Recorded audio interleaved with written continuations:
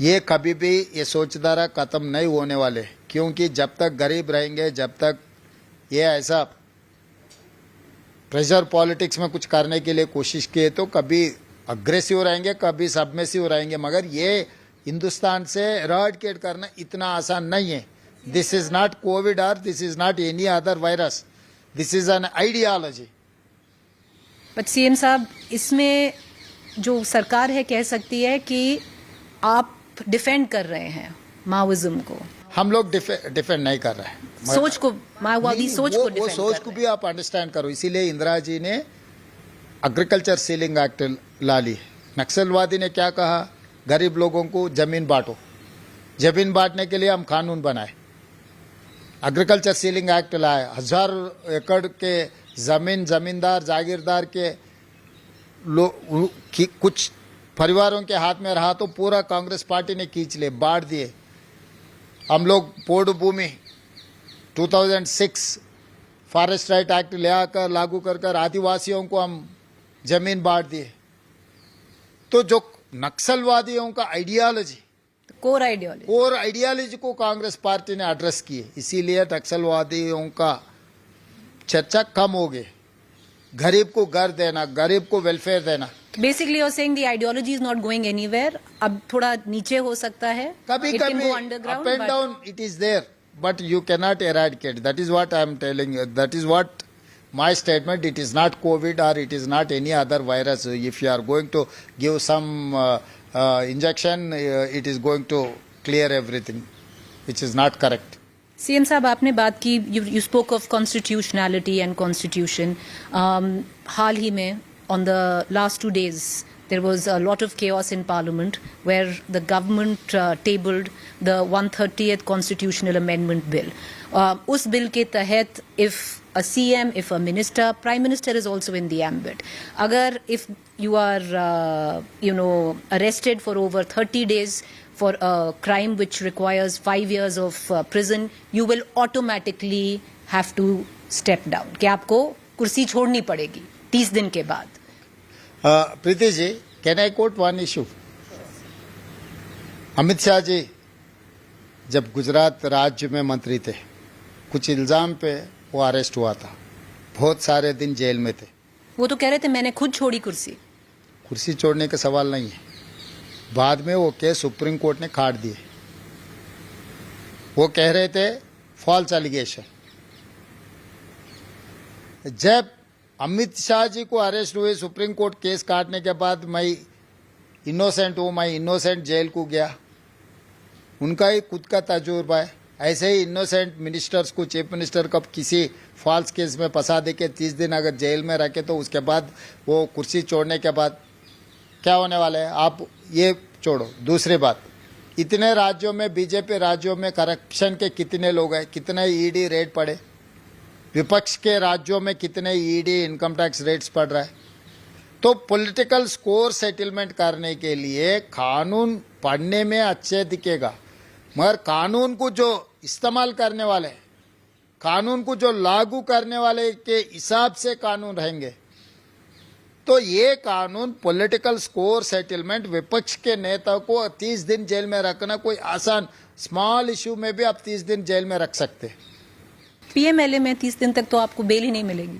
तो इसीलिए not only PMLA, other small issues also, पेटी इश्यूज आल्सो, लोकल केसेस में भी कभी कभी ऐसा हो जा रहा है कि 6-6 महीने तक को कुछ बेल ही नहीं मिल रहा है. पीएमएलए, ईडी, ये मनी लॉन्ड्रिंग का तो बड़े बड़े केसेस है. पर ऐसे चीजों में But sir, it was an argument which was made on the floor of the House. There is something called moral constitutionality. बहुत सारे एग्जाम्पल्स हैं. अडवाणी जी का ले लीजिए, अमित शाह जी ने अपना एग्जाम्पल दिया, लालू जी का भी ले लीजिए जो आपके उसमें है, that you step down taking moral responsibility. And वैसे भी अगर आप जेल में हैं, अगर आप सीएम हैं और आप मिनिस्टर हैं, आप कैसे सर्व कर पाएंगे? पीपल सर्व. प्रीति जी, अगर वो कुर्सी में अटल बिहार वाजपेयी जी बैठकर अगर कुछ कहे तो हम मानते थे.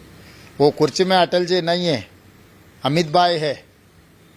वो कैसे इस्तेमाल मोदी जी है उस कुर्सी पे, तो मोदी जी. नहीं, लोग बोलते हैं ना, हमेशा जवाहरलाल नेहरू जी ने कुछ भी किए तो नहीं, वल्लभ भाई पटेल ने किया.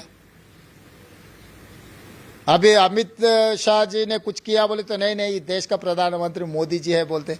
जब हर कुछ प्राइम मिनिस्टर को आप एट्रीब्यूट करना है तो जब जवाहरलाल नेहरू जी ने जब प्राइम मिनिस्टर था तब वल्लभ भाई पटेल जी ने गृह मंत्री थे, जो भी किए प्राइम मिनिस्टर कहने के वजह से किया ना। जब वो कानून मोदी जी, जब नेहरू पांडे वल्लभ भाई पटेल के बीच में जो कंपैरिजन है, मोदी जी और अमित शाह जी के बीच में भी यही कंपैरिजन है ना, फिर अलग क्यों बोल रहे?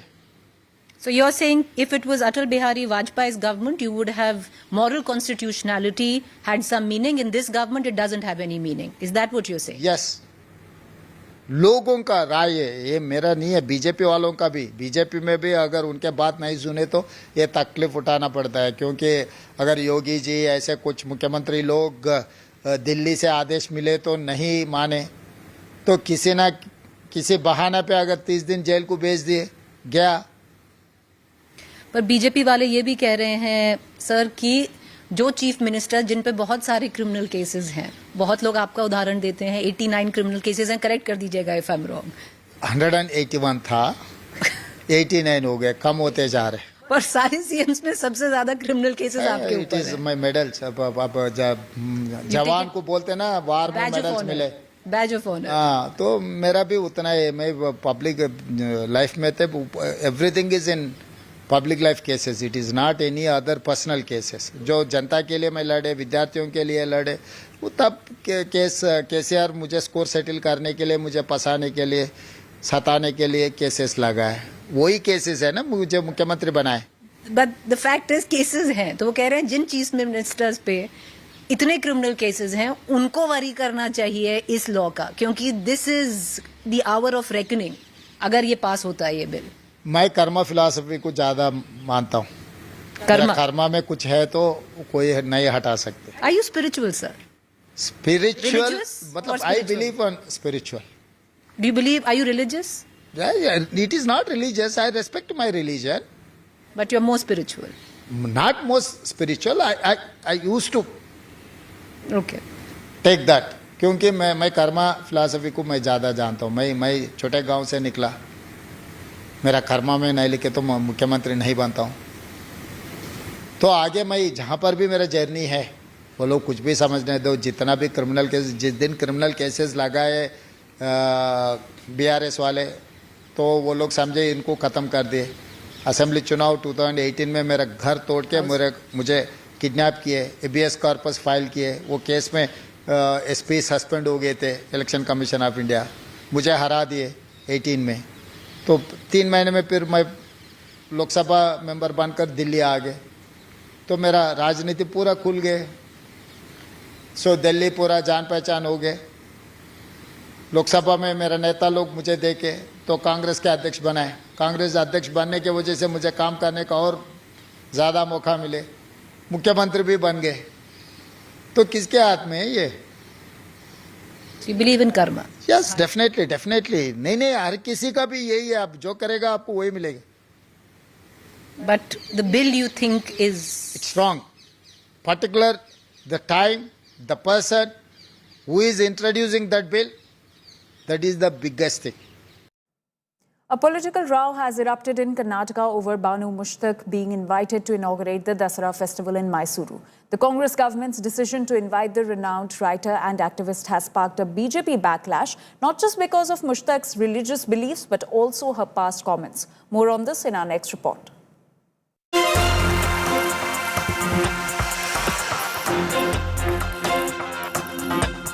A polarizing fight over the annual Mysuru Dasara festivities. The Congress government's invite to award-winning author, the Booker Prize winner Banu Mushtaq, to inaugurate the Dasara festival has led to a political firestorm. ವಿಶ್ವವಿಖ್ಯಾತ ದಸರಾ ಮಹೋತ್ಸವ ಉದ್ಘಾಟನೆಯನ್ನು Booker ಪ್ರಶಸ್ತಿ ವಿಜೇತರಾದಂಥ ಶ್ರೀಮತಿ ಬಾನು ಮುಷ್ತಾಕ್ ಅವರು ಉದ್ಘಾಟನೆ ಮಾಡಲಿದ್ದಾರೆ. While the Congress has lauded the author's contribution, the BJP has lashed out. Why? Because of statements like these made by the author previously about the Kannada language and the state flag. ಕನ್ನಡವನ್ನ ಭಾಷೆಯಾಗಿ ಬೆಳೀಲಿಕ್ಕೆ, ಕನ್ನಡವನ್ನ ಭಾಷೆಯಾಗಿ ಬಾನು ಮುಷ್ತಾಕ್ ಮಾತಾಡಲಿಕ್ಕೆ, ಆಕೆಯ ಮನೆಯವರು ಮಾತಾಡಲಿಕ್ಕೆ ನೀವು ಅವಕಾಶನೇ ಕೊಡಲಿಲ್ಲ. ಕನ್ನಡವನ್ನ Kannada ಭುವನೇಶ್ವರಿಯಾಗಿ ಮಾಡಿಬಿಟ್ರಿ. BJP leaders have also raised questions over whether the author even believes in the Chamundeshwari deity who is worshipped in Mysuru during the Dasara festival. Banu Mushtaq ಅವರಿಗೆ ತಾಯಿ ಚಾಮುಂಡಿ ಮೇಲೆ ನಂಬಿಕೆ ಇದೆಯಾ? ನಮ್ಮ ಆಚರಣೆಗಳನ್ನು ಅವರು ಪಾಲಿಸ್ತಾ ಬಂದಿದ್ದಾರಾ? ಈ ಒಂದು ದಸರಾ ಆಚರಣೆಗೆ ಅವರನ್ನು ನೀವು ಉದ್ಘಾಟನೆಗೆ ಕರೆಯೋದಾದರೆ ಅವರು ಇಲ್ಲಿವರೆಗೂ ಕೂಡ ತಾಯಿ ಚಾಮುಂಡಿಯ ತಾನು ಭಕ್ತಿ ಆಗಿದ್ದೀನಿ ಅನ್ನೋದನ್ನು ಎಲ್ಲಾದರೂ ತೋರಿಸ್ಪಡಿಸ್ಕೊಂಡಿದ್ದಾರಾ? ಹಾಗಾದರೆ ಯಾಕಾಗಿ ಕರಿತಾ ಇದ್ದೀರಿ? वो चामुंडेश्वरी को मानती है क्या? चामुंडेश्वरी का पूजा करती है क्या? मैसूर दसरा केवल सांस्कृतिक कार्यक्रम नहीं है, वो एक धार्मिक कार्यक्रम है. The Karnataka government, however, has stood their ground, maintaining that this isn't just about religion. ಹಿಂದೆಲ್ಲ ಮಾಡಿಲ್ವಾ? ನಿಸಾರ್ ಅಹಮದ್ ಅವರು ಮಾಡಿರಲಿಲ್ವಾ? ನಮ್ಮ ಈ ರಾಜ್ಯಕ್ಕೆ, ನಮ್ಮ ಸಂಸ್ಥಾನಕ್ಕೆ ದಿವಾನರಾಗಿದ್ದವರು ಯಾರು? ಸರ್ ಮಿರ್ಜಾ ಇಸ್ಮಾಯಿಲ್ ದಿವಾನರಾಗಿದ್ದರು. ನಾವು ಈ ನಾಡ ಹಬ್ಬಕ್ಕೆ ಯಾವ ಜಾತಿ ಧರ್ಮ ಇವೆಲ್ಲ ನೋಡೋದಿಲ್ಲ. ಅನೇಕ ಎತ್ತರದ ಸಾಹಿತಿಗಳು, ಸಮಾಜದ ಮುಖಿಯಾದಂತಹ ವ್ಯಕ್ತಿಗಳು, ಎಸ್ ಎಂ ಕೃಷ್ಣ ಅವರು, ನಿಸಾರ್ ಅಹಮದ್ರವರು, ಸ್ವತಃ ರಾಷ್ಟ್ರಪತಿಗಳು ದಸರಾನ ಉದ್ಘಾಟನೆ ಮಾಡಿದ್ದಾರೆ. Banu Mushtaq has reacted to the controversy, saying that while the matter can be seen from different perspectives, the Dasara festival is a part of a culture and she is truly happy to have received the invite. ಈ ದಸರಾ ಉದ್ಘಾಟನೆಯ ಸಂದರ್ಭದ ಆಹ್ವಾನವೇ ನನಗೆ ಬಂದಿದೆ. ಹೀಗಾಗಿ ನನಗೆ ಬಹಳ ಸಂತೋಷದ ವಿಷಯ ಇದು. ಹೀಗಾಗಿ ನನಗೂ ಪ್ರಿಯವಾಗಿದೆ. ನಾನು ಕೂಡ ಇದನ್ನು ಗೌರವಿಸ್ತಕ್ಕಂಥ ಒಂದು ಹಬ್ಬ ಆಗದೆ, ಪ್ರೀತಿಯಿಂದ ಪಾಲ್ಗೊಳ್ಳತಕ್ಕಂಥ ಒಂದು ಹಬ್ಬವೇ ಆಗಿದೆ. A joyous cultural fest has been reduced to a political turf war, this time in Mysuru. Bureau Report, India Today. In an exclusive interview, BJP MP and Mysore Royal Scion Yaduvir Wadiyar has told India Today that while Banu Mushtaq has many accolades to her name, the BJP is unsure about whether she shares the same sentiment for the Dasara festival. Listen in.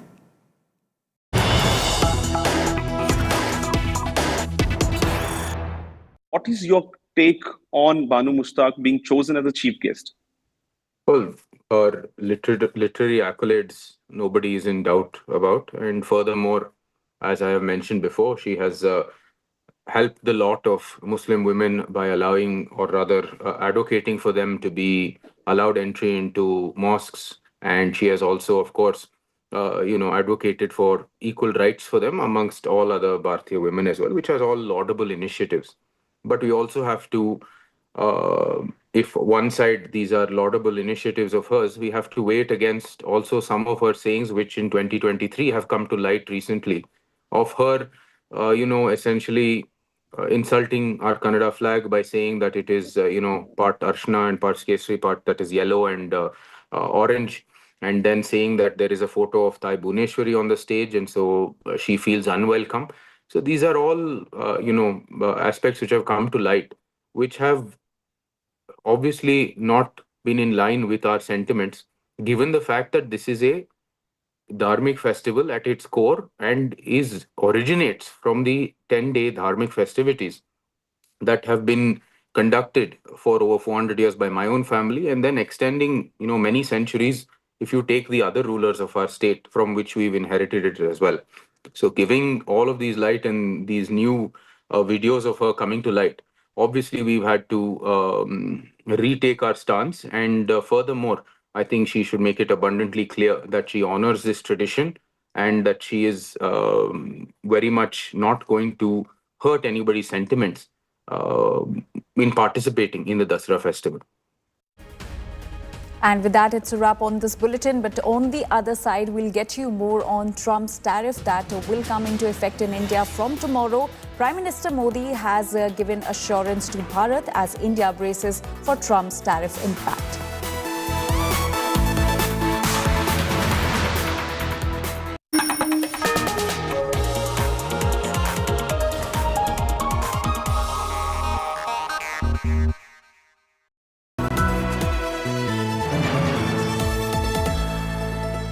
Moto G96 5G. All eyes on you.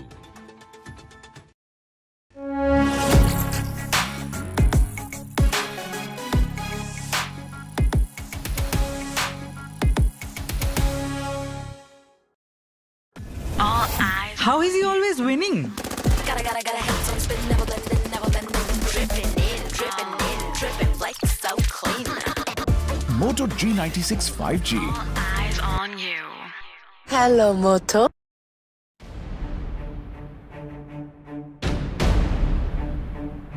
The classic case is Hemant Soren. There is a huge play out of his party being turned upside down with Champai Soren trying to get into a coup, joining the BJP later. This is exactly what political class is fearing right now, because they are fearing you're going to try and misuse it, you're going to try and destabilize my government. Look, it happened in Jharkhand with Hemant Soren.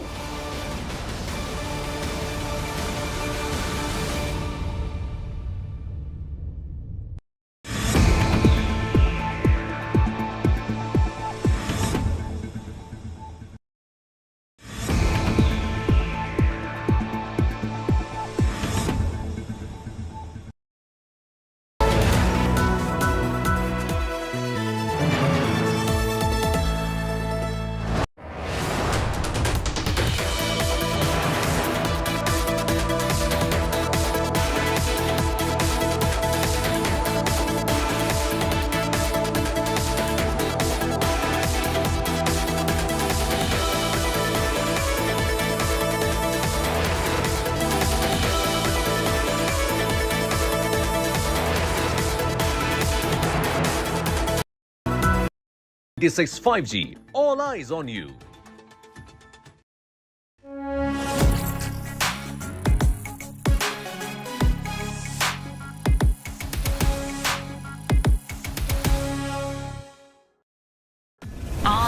How is he always winning? Gotta have some spin, never bending, dripping, like so clean. Moto G96 5G. Eyes on you. Hello, Moto.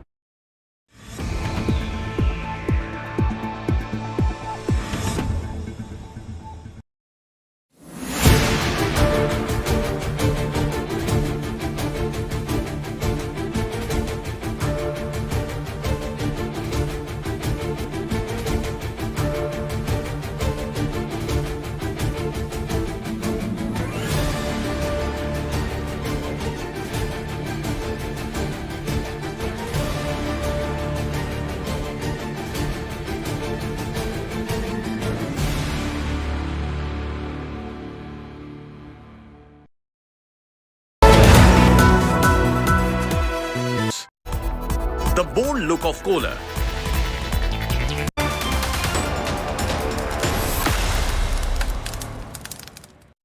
A very good morning to all our viewers. You're watching The Burning Question on India Today. I'm Anjali Pandey. Lots lined up for you in this bulletin. But first, let's take a look at the headlines.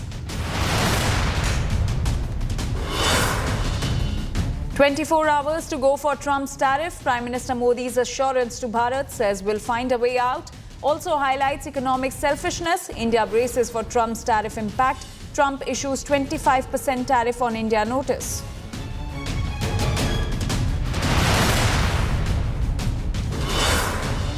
Home Minister Amit Shah fires at opposition VP candidate. Shah's Naxal attack at opposition VP pick Sudarshan Reddy. Claims Naxalism thrived because of Sudarshan Reddy. Meanwhile, Telangana Chief Minister Revanth Reddy hits out at Amit Shah, calls Shah's attack unconstitutional.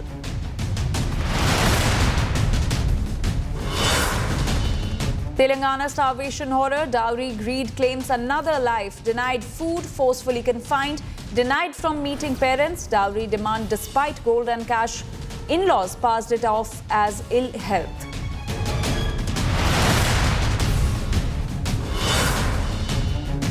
Karnataka Dasra inauguration row, choice of writer Banu Mushtaq triggers fight. BJP claims Banu Mushtaq hurt Hindu sentiments, demands withdrawal of invite. Congress dismisses outrage over invite.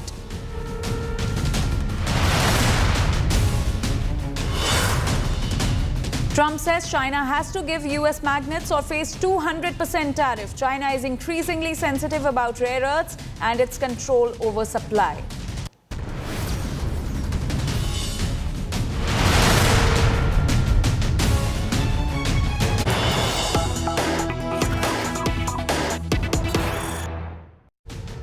And at the top of this hour, we're getting some breaking news. ED raids at Saurabh Bhardwaj's residence in hospital construction scam. Raids at 13 locations. So that's the big breaking news that's coming in at the moment, that ED is conducting raids at Aam Aadmi Party leader Saurabh Bhardwaj's residence in hospital construction scam, and these raids are being conducted at 13 locations. The anti-corruption branch of the Delhi government has registered a case against former health minister Saurabh Bhardwaj and Satendra Jain over alleged large-scale corruption in the capital's health infrastructure projects, and the raids are being conducted currently. The raids are being conducted at 13 locations, including Saurabh Bhardwaj's residence. Now, according to officials, 24 hospital projects, 11 greenfield and 13 brownfield worth 5,590 crore rupees were sanctioned in the year 2018-2019. However, the projects remain mired in inexplicable delays, cost escalations and suspected embezzlement of public funds, and hence the raids are being conducted by the Enforcement Directorate at Aam Aadmi Party leader and former Delhi Health Minister Saurabh Bhardwaj's residence in the hospital construction scam. The raids are being conducted at 13 locations. My colleague Shreya Chatterjee is now joining us with more details on this. Shreya, give us more details on the raids that are being conducted by the ED at Saurabh Bhardwaj's residence and other locations as well. Well, this is actually a case pertaining to the allegations of construction of 24 hospitals. Apart from that, there were renewal of hospitals that were also to be done. And in this connection, the Anti-Corruption Bureau, earlier remember, had also investigated the matter. Now it's the Enforcement Directorate that is actually conducting raids at Saurabh Bhardwaj's residence, and in total 13 locations in the national capital. In connection with the case, a case has been registered against Saurabh Bhardwaj, is what we have been told, and an investigation continues by the Enforcement Directorate. Interestingly, in the first assembly session that was also convened by the Delhi government, the CAG report had highlighted the irregularities into these hospital corrections, and now we are seeing the Enforcement Directorate emboldening its probe into the matter. Shreya, when did these raids start, and has anything been recovered so far? Well, you know, the Enforcement Directorate's primary investigation will pertain into the documents, especially, which will look into the funds that were actually, scheduled for the use of the construction of these hospitals. That is to the tune of over 500 crores, is what we've been told. Why these hospitals were not properly constructed at that point of time, whether the amount was siphoned off. All these things will be investigated by the Enforcement Directorate, and that's exactly why you see this raid that is right now under its way in the national capital in 13 locations, including the residence of Saurabh Bhardwaj. Right, Shreya, is there any reaction from the Aam Aadmi Party on the raids which are being conducted by the ED? Well, you know, because the Saurabh Bhardwaj is a very active member of the Aam Aadmi Party.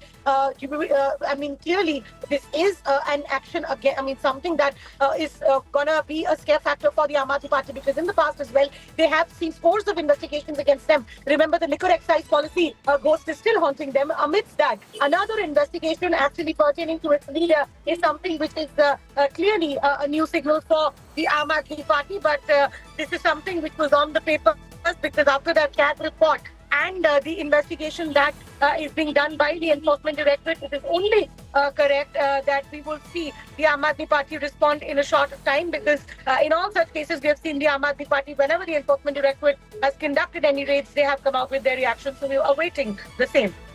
Right, Shreya, also these raids are being conducted in the hospital construction scam. The case has been filed against Saurabh Bhardwaj as well as Satendra Jain also. What next can be expected?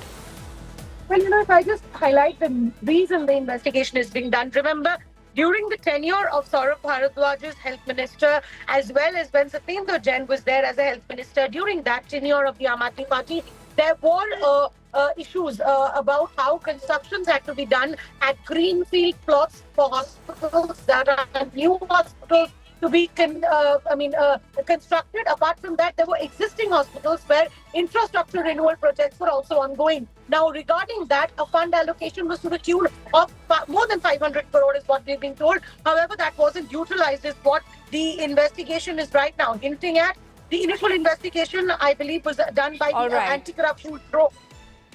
All right, Shreya, thank you for getting us those details. We'll keep coming back to you for more updates on the story.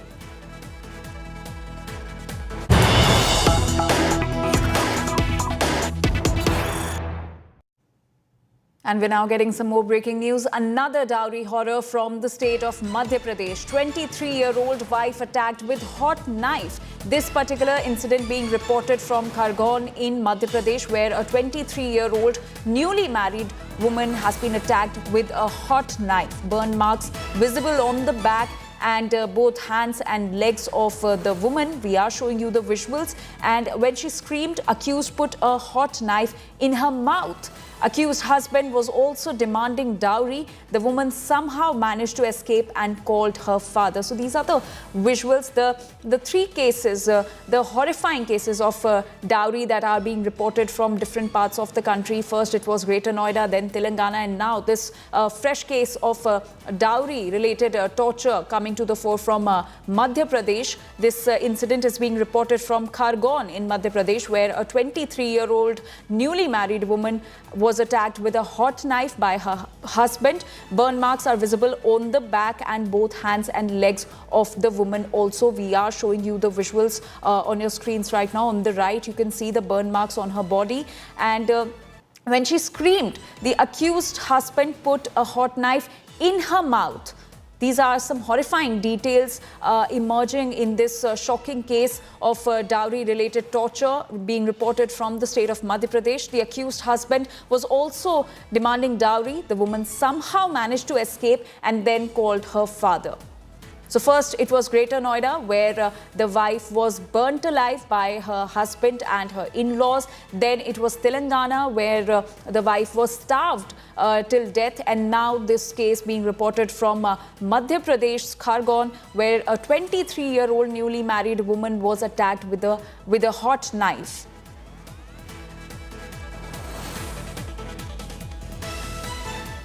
And so that's the case that is being reported from Madhya Pradesh, Khargone, where a 23-year-old newly married wife was burnt with a hot knife by her husband. With that, we're now shifting focus. A brutal case of alleged torture in Telangana has sent shockwaves across the nation. In a shocking case of alleged domestic violence, a 33-year-old woman was found dead under suspicious circumstances in Kottagudem district in Telangana. The victim, identified as Lakshmi Prasanna, was reportedly subjected to alleged starvation, physical assault and prolonged confinement by her husband Naresh Babu and also her in-laws before being declared dead at the Raja Mahindwaram Government Hospital in East Godavari district on Saturday. At the time of marriage, her family claims to have given 2 acres of mango orchards, half an acre of farmland, 10 lakh in cash and gold ornaments worth another 10 lakh rupees as dowry. The victim, Lakshmi's grieving parents, also alleged that for the past 2 years, their daughter was kept under house arrest, denied contact with them and even prevented from speaking over the phone, further alleging that her husband and in-laws starved her and killed her for additional dowry. So after Madhya Pradesh, we're also telling you about the shocking case from Telangana, where this woman was starved till death. So this is a brutal case of alleged torture, which is being reported from Telangana that has sent shockwaves across the nation. Now, in this case, a 33-year-old woman was found dead under suspicious circumstances in Kottagudem district in Telangana. Now, the victim, identified as Lakshmi Prasanna, was reportedly subjected to alleged starvation, physical assault and prolonged confinement by her husband Naresh Babu and also her in-laws before being declared dead at the hospital in East Godavari district on Saturday.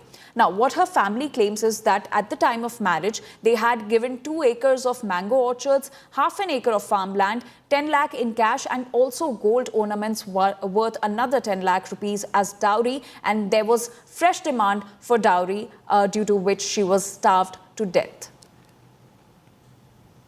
A brutal murder that has shaken the soul of the nation. 28-year-old Vipit Bhati was burned alive allegedly by the very family she was married into in Greater Noida. This happened in front of her kid and her sister. Her only crime, not meeting their never-ending hunger for dowry. Now, new details suggest a chilling trigger.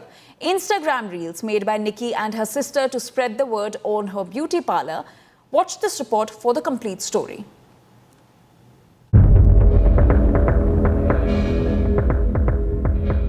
28-year-old Vipit Bhati was burnt alive allegedly by her husband and in-laws for dowry. The gruesome murder in Greater Noida has left the nation in shock.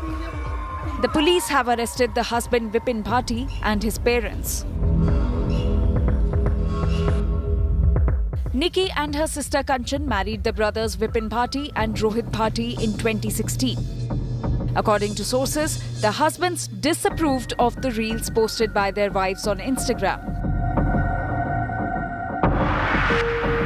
Sources say Nikki and Kanchan also had fights with their husbands over their beauty parlor business. According to the latest details shared by sources close to the investigation, a fight broke out between Nikki and her husband on February 11 over Instagram reels. Both Kanchan and Nikki left for their maternal home after the incident. On March 18, a panchayat meeting was called where it was decided that both sisters won't make any reels. Kanchan and Nikki returned to live with their in-laws and stopped making reels.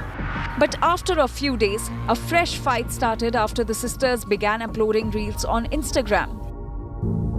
Earlier, the victims' parents had revealed that they had gifted the grooms a Scorpio SUV, a Royal Enfield Bullet motorcycle, 450 grams of gold and cash. They claimed the groom's family demanded another 35 lakh rupees and a Mercedes Benz. Sources say that along with the dowry demand, Instagram reels could have been a possible trigger for the murder. Nikki's father says he had given 1.5 lakh rupees to his daughters to start the beauty parlor. But the in-laws began harassing Kanchan and Nikki for more money. ऐसे दरिंदे को तो गैला गैल फांसी होनी चाहिए, ऐसी जलाया जाए। एक आदमी तिल्ली लग जाती है ना, हल्की सी तिल्ली, उसमें तिल बिला जाता है। उस बेटी पे क्या बीती होगी। Calls for capital punishment for the alleged killers are getting louder. मैं उत्तर प्रदेश सरकार और महिला आयोग की तरफ से ये पूरी तरह से आश्वस्त करती हूँ कि बहुत ही कड़ी कार्रवाई होगी। A few days ago, a similar incident had left the nation stunned when 25-year-old Radhika Yadav was killed in Gurugram by her father over Instagram reels and a tennis academy. Such tragic incidents force us to confront a harsher reality. Who is truly failing Bharat's betis, leaving them vulnerable and unheard in a society that promises protection but delivers neglect? With Arvind Ojha in Noida, Bureau Report, India Today.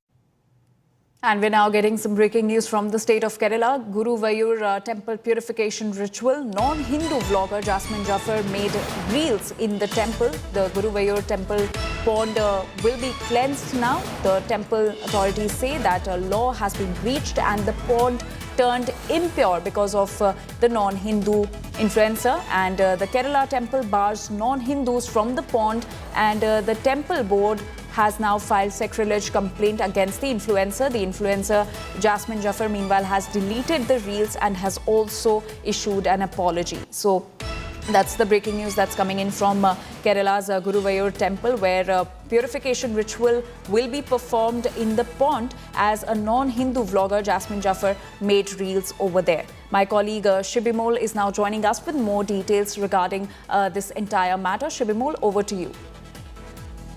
Well, Anjali, this vlogger, she's a former Big Boss contestant also. She made a reel 6 days ago at the Guruvayur temple.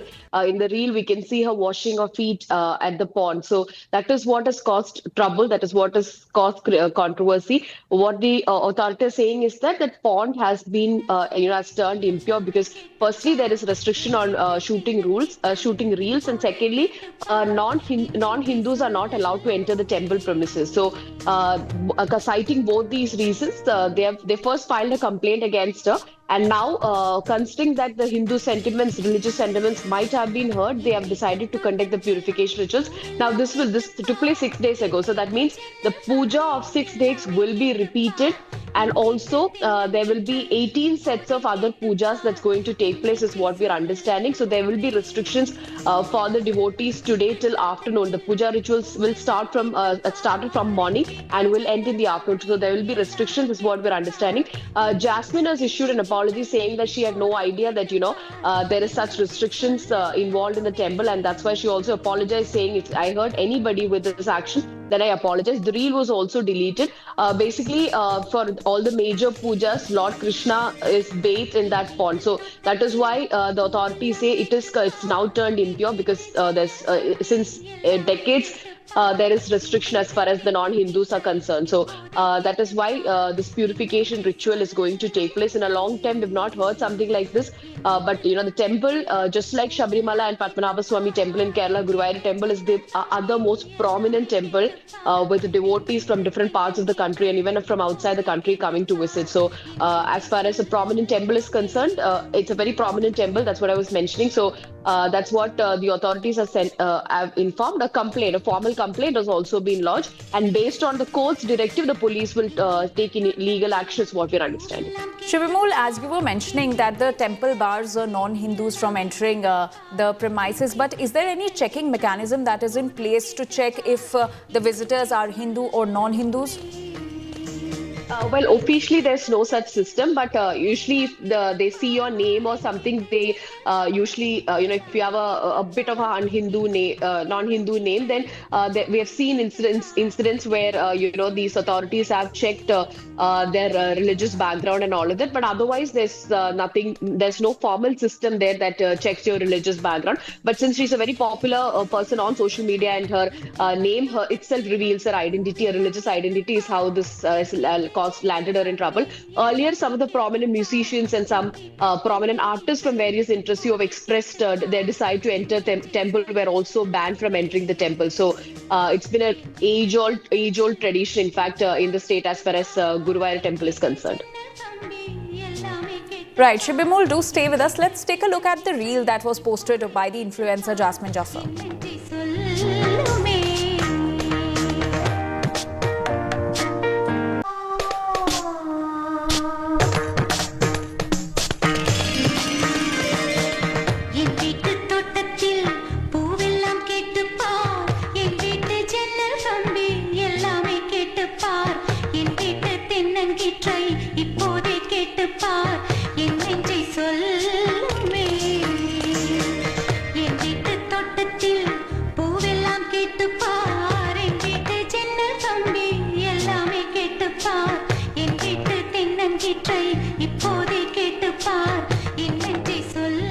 So that was the reel that was posted by the influencer Jasmine Jaffer that has now been deleted by her, and she has also issued an apology. Shibimul continues to stay with us. Shibimul, is this an isolated case or have such incidents happened in the past as well?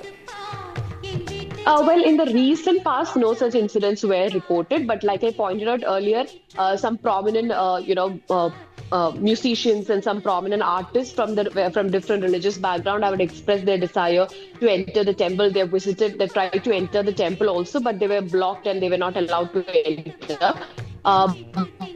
As such, these incidents not taken place. But regarding reels, yes, there have been controversies. Earlier BJP state president Rajiv Chandrasekhar had made a reel of him visiting the temple. So that also had become a controversy because reels are completely prohibited inside the temple premises.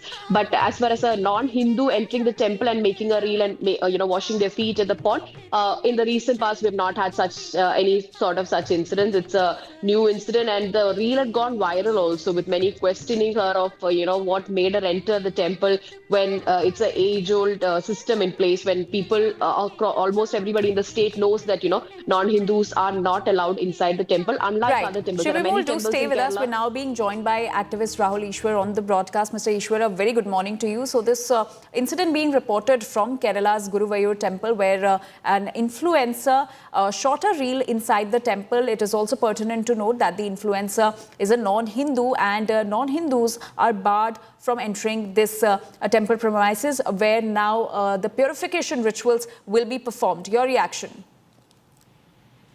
2 points. One, every temple has its own unique systems, acharas and anushtanas as we call it, and they have a right under Article 25 and 26 to carry out these purifications and regulations. Jasmine Jaffer, a Big Boss contestant, shot a reel. She has apologized. She might have done it, without awareness. Temples have a huge range of diversity. Inside Shabarimala, there is a mini Islamic shrine there, but in Guruvayur, people from other faiths are not allowed. So there is a diversity in temples itself, and every temple has a right given under Constitution to carry out such things, and that is a temple's right. Right, Mr. Ishwar, do you also think that the temple authorities need to also be more vigilant?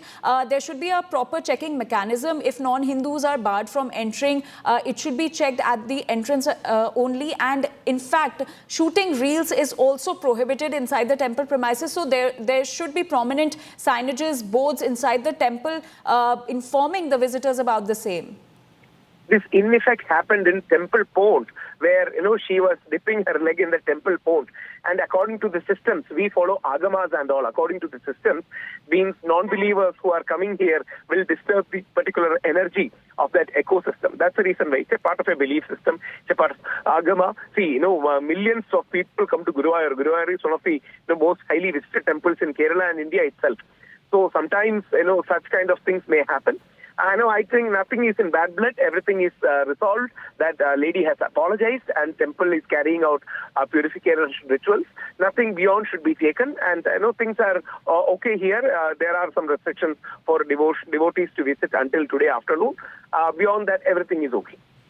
All right, Mr. Ishwar, thank you for joining us on the broadcast and expressing your views on this case being reported from the state of Kerala, from the Guruvayur temple, where a non-Hindu influencer shot a reel inside the temple, and the temple where the entry of non-Hindus is barred.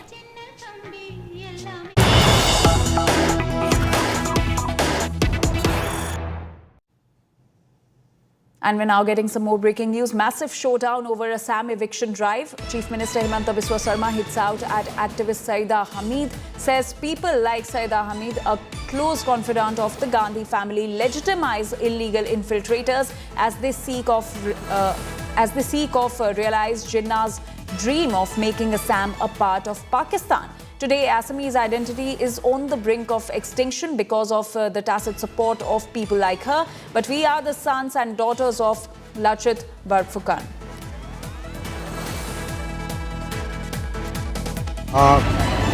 Amar Harsh Mandar আৰু প্ৰশান্ত ভূষণ তেওঁলোকে অসমৰ বিভিন্ন স্থানত গৈছে যোৱাকালিৰ পৰা আৰু আন এটা group এই ধৰণৰ ব্যক্তিৰে আন এটা গ্ৰুপ জহাৰ চিৰকাৰ আৰু ৱাজেদ হবিবুল্লাহ ফায়াজ শাহিন এই ধৰণৰ ব্যক্তিসকলে যোৱাকালিৰ পৰাও নামনি অসমৰ বিভিন্ন জিলাত ভ্ৰমণ কৰি আছে তেওঁলোকে কেৱল সংখ্যালঘু সম্প্ৰদায়ৰ নেতাসকলক লগ পাইছে জামাতি ইছলামিক লগ পাইছে অসমত এটা অশান্তিৰ বাতাবৰণ বিয়পাবৰ কাৰণে এনআৰচিৰ সময়ত যেনেকৈ এই ব্যক্তিসমূহ অসমলৈ আহি এনআৰচিখন ফেইল কৰিছিলে তেনেকৈ আৰু এটা প্ৰচেষ্টা আৰম্ভ কৰিছে আমি তেওঁলোকৰ মুভমেণ্ট আমি প্ৰত্যক্ষ কৰি আছোঁ আৰু তেওঁলোকে NRCৰ সময় যি ধৰণে সফল হ'ল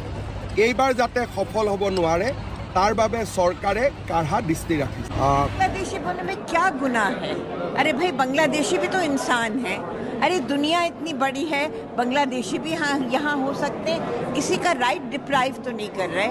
ये कहना कि उसका राइट डिप्राइव कर रहे हैं, उसका राइट डिप्राइव कर रहे हैं, ये एक बहुत ही it's a very very troublesome and an extremely mischievous and very detrimental to humanity.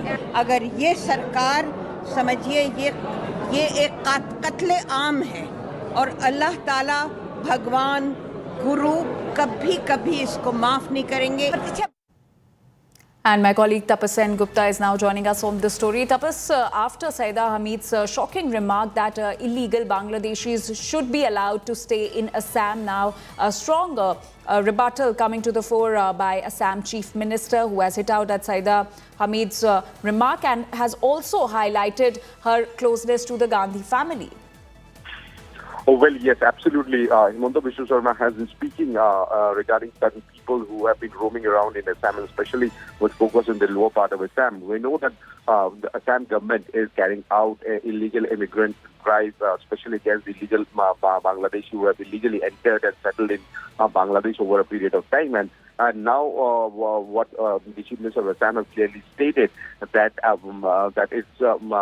that some people, and especially Saida Hamid, who is very close to the family, has a tacit understanding with the family and trying to establish Bangladeshis as part of Assam. And that's how he have attacked Saida Hamid, who went on to say earlier that if Bangladeshis are settled in Assam, then what's wrong in that? On the basis of humanitarian ground, it should be considered by the government. That have not gone down well with the Assam Chief Minister, and clearly stated that in days to come, he is keeping a close watch, and in days to come, action would be taken against people like Saida Hamid, because they are somehow trying to incite violence and create a law and order situation in Assam. So yeah, it's a very, very significant statement that Himanta Biswa Sarma has made, and we know that at a time when there's a huge uproar across Assam following identifying and trying to establish those who have illegally entered Assam is underway at this moment, and ahead of election, this has become a big political issue. So keeping that in mind, he has clearly stated that he knows that who are those people who are going around in Assam and trying to meet people around to create a chaos and a law and order situation. And it seems that Assam government is not taking this very easily. They have taken this very seriously, and these comments are absolutely uncalled for, given the situation that exists in Assam, and especially when Assam is running up to 2026 assembly election. And somehow it seems that there could be a political will behind meeting the people or the illegal immigrants and drawing scathing attack at the government of Assam. So keeping that in mind, it's a political turn that is taking slowly and steady, and somehow Himanta Biswa Sarma has indicated that Congress party is somehow, if not directly, but through some people are trying to create chaos and a law and order situation in Assam. That's it. Right. Tapas, thank you so much for getting us those details and for that context. So that's the remark from Chief Minister Himanta Biswa Sarma, hitting out strongly against Saida Hamid for backing the Bangladeshi settlers.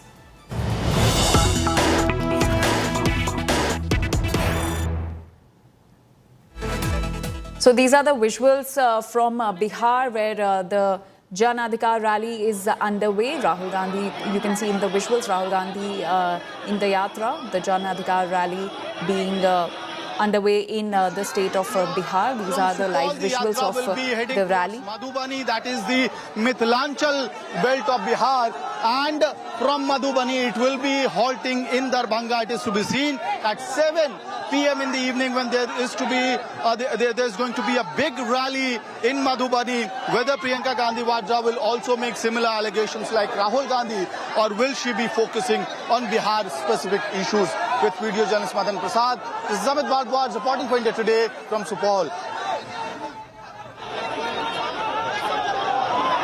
So these are the visuals of the Jan Adhikar rally from Bihar. Rahul Gandhi, Tejaswi Yadav and Priyanka Gandhi Vadra are also the part of this rally. You can see in the visuals. In fact, Telangana Chief Minister Revanth Reddy is also there. So Rahul Gandhi, Revanth Reddy and Priyanka Gandhi Vadra in the Voter Adhikar Yatra in the state of Bihar ahead of the state assembly elections.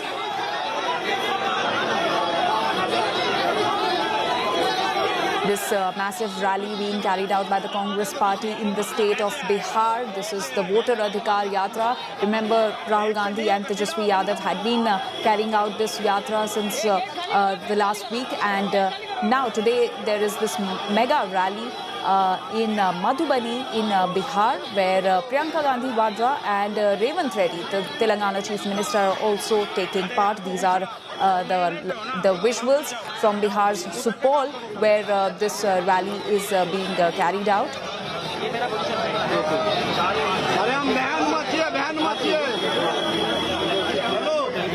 So this is the Voter Adhikar Yatra of the Congress party being led by Rahul Gandhi, and today Priyanka Gandhi Vadra and Telangana Chief Minister Revanth Reddy have also reached Bihar to accompany Rahul Gandhi in this Voter Adhikar Yatra. Tejaswi Yadav, the RJD leader, who is also the Bihar leader of opposition, was also accompanying Rahul Gandhi throughout this yatra. And now today there is this mega rally by the Congress party. These are the visuals from Bihar's Supaul, and Priyanka Gandhi Vadra and Revanth Reddy have also joined Rahul Gandhi today.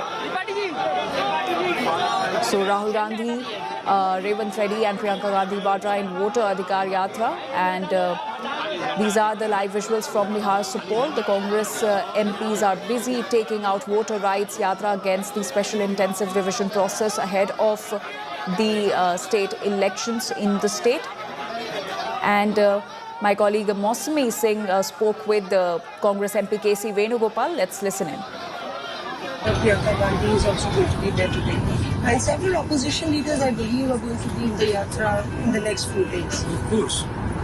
I think today Priyanka ji is there, tomorrow Priyanka ji is there, along with the Rahul Gandhi ji. In our India, Telangana Chief Minister and his cabinet colleagues today. Tomorrow, Tamil Nadu Chief Minister Stalin ji is coming. Then I think 29th Karnataka Chief Minister is coming. 28th Himachal Chief Minister is also coming. Akhilesh ji is coming on 30th. Yemen ji also agreed to come in between all these things. And what about this, the mega rally on the first? Will you see a strength of the opposition there? All opposition party will be there in the final day. Certainly it will be a show of strength. This is basically not a show of strength. It is a reflection of the general sentiments against this SIR procedure will be shown on September 1st. Amit Shah has also hit back at you, saying that you are questioning the constitution and questioning a constitutional body. It's just a hogwash, he's saying. That's a big tamasha. Every day and night, the person who is questioning the constitution by his work is now telling Congress is questioning constitution. Our main motive is to highlight the constitutional values among the public and people, the way in which the government of India is trying to demolish the constitutional values. And this has to be spread across the country. And with that, we're now slipping into a very short break. But on the other side, we'll get you former Attorney General Mukul Rohatgi's exclusive conversation with India Today's Mariah Shakir. Stay with us.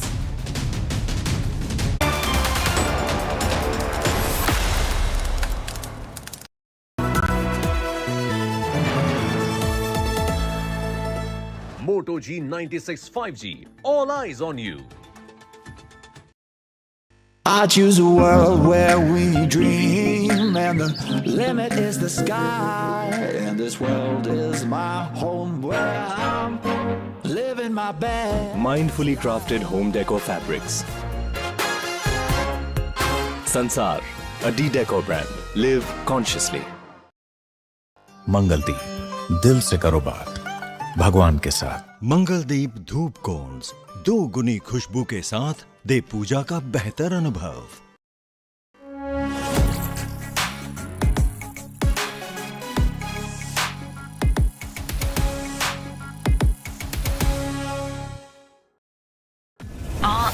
How is he always winning? Gotta have some spin, never bending, dripping in, like so clean. Moto G96 5G. Eyes on you. Hello, Moto. Moto G96 5G. All eyes on you. Hi, here are the top headlines presented by Motorola. High Court quashes CIC order in PM Modi's graduation degree case. Home Minister Amit Shah says opposition wants to run government from jail. ED arrests TMC MLA Jeevan Saha in teacher recruitment scam.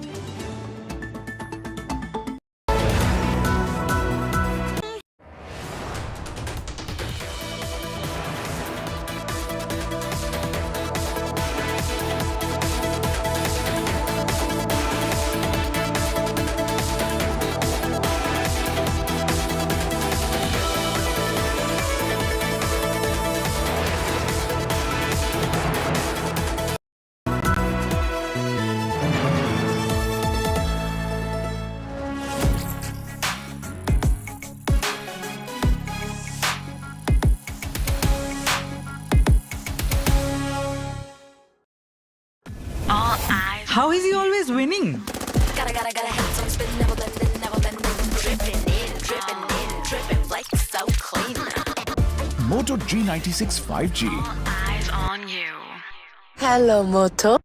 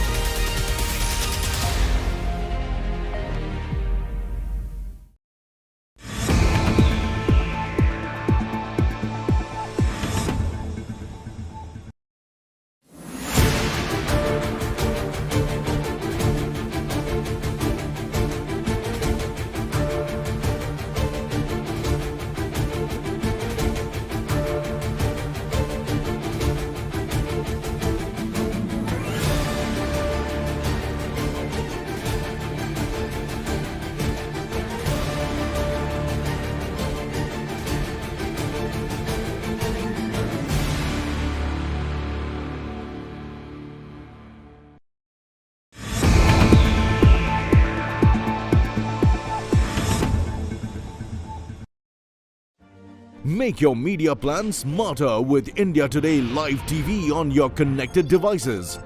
Amplify your brand with 100 million smart internet viewers. To advertise, mail us at sales@aajtak.com.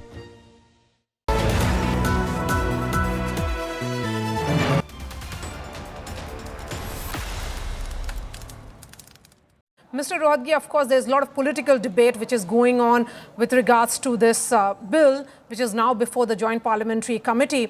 As a senior advocate, what are your thoughts on this legislation? Do you think it's draconian, as the opposition is saying, or are you of the opinion that the intent with which this bill is being brought in is certainly in the right direction because it is about the cleanup of the political class in general?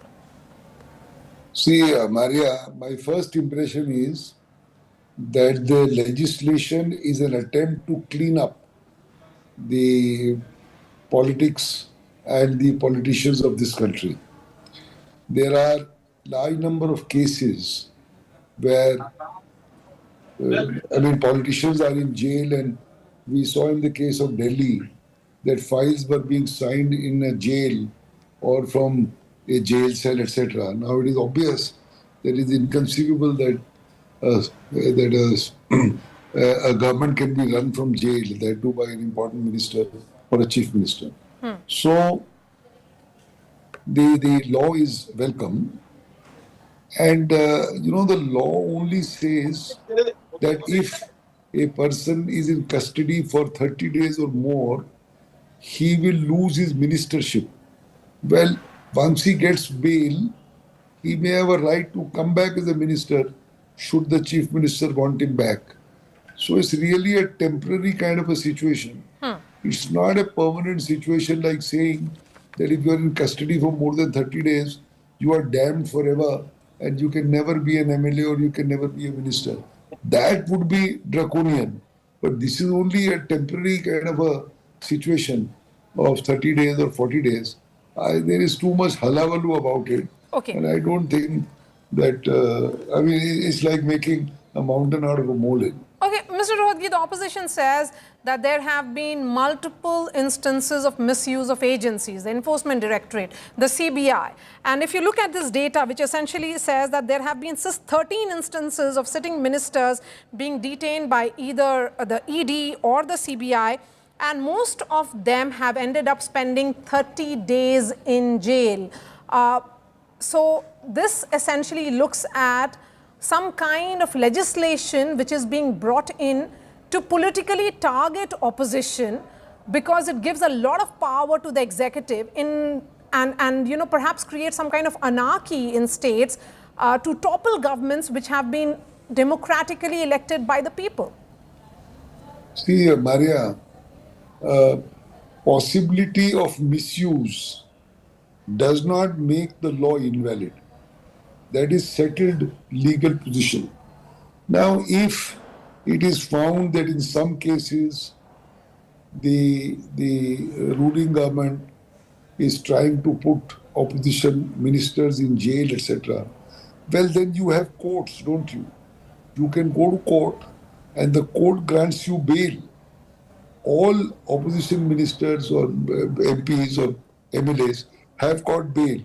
And if I may dare say, once this 30-day rule is there, it would be legitimate to tell the court concerned, which is hearing a bail petition, that ask the court to decide it at the earliest so that the deadline of 30 days is not crossed.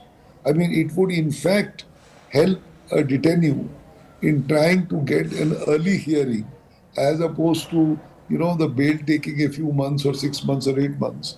This would be a weapon in his hand to ask the court to look at it at the earliest so that he does not, suffer the guillotine of 30 days. I think that's the silver lining that one must look at. Of course, the intent here is that the governments should not function out of jail. The administrative functioning should not happen out of jail. But sir, isn't this legislation a bit too harsh? Because the premise has always been that you are innocent until proven guilty, and detention and conviction are two very different things. I agree with you, Maria, but the problem in our country is that a conviction takes 10 years. And the disqualification to stand in an election is also based on a conviction. So the other end of the spectrum is that it will take 10 or 20 years for a conviction, and then you can otherwise keep on, being in active politics. That is also the other extreme. So you've got to find out some viability. I mean, I'm sure, one could argue that 30 days would have become 60 days or 90 days. Maybe 90 days would have been more appropriate. But then you've got to draw this line somewhere. And 30 days by itself will not become illegal if the court feels that 60 or 90 is better. So, you have to draw the line somewhere. Okay. And these are laws which are an attempt to clean up the system. Sometimes they may feel or look a little harsh. But of course, time will tell as in how they are interpreted and how they are put into use. And it can be changed later also. If it is found that it is acting absolutely harshly, Parliament can change it. And also, please remember one thing. The law is there to stay unless it is changed. The current government is there till 2029. Who knows who will come in 2029? And if the opposition comes back and they, try to get their back at the current ruling party, then the members of the ruling party will then face the brunt. No, it's not as if that the current government will remain forever and ever. Governments have a tendency of change. In 5, 10, 15 years, governments change. So it's not as if it's only a one-way traffic. The same thing will come to bite them back. So that's how it is. Of course, the government, as it presented the bill, it is saying that this is a significant reform aimed at curbing criminalization of politics. And if we were to look at the statement of reason and object, a minister facing serious criminal charges, if arrested and detained, could undermine constitutional morality, principles of good governance, and erode the people's trust vested in him. But will this truly help in tackling the criminalization of politics, Mr. Rohatgi, given the high number of MPs and MLAs we have in the parliament and also in assemblies across the country who have criminal cases against them? Maria, according to me,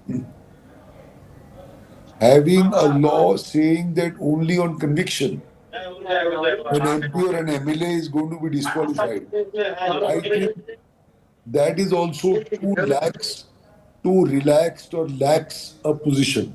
Keeping in view, as I told you, that a normal trial may take 5 or 10 years, and then even a judgment of conviction can be, in rare circumstances, suspended by the higher court. And then you can jolly well carry on for 10, 20, or 25 years.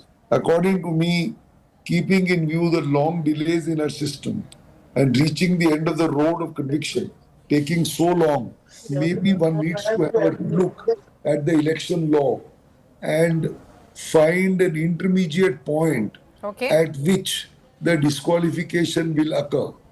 It could well be framing of a charge, post a charge sheet by the competent court in an offense punishable with 7 years or more, something like that, so that the taint of the disqualification or the fear of the law comes in.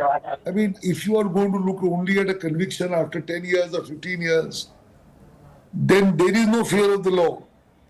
Everybody in this country violates traffic signals with impunity.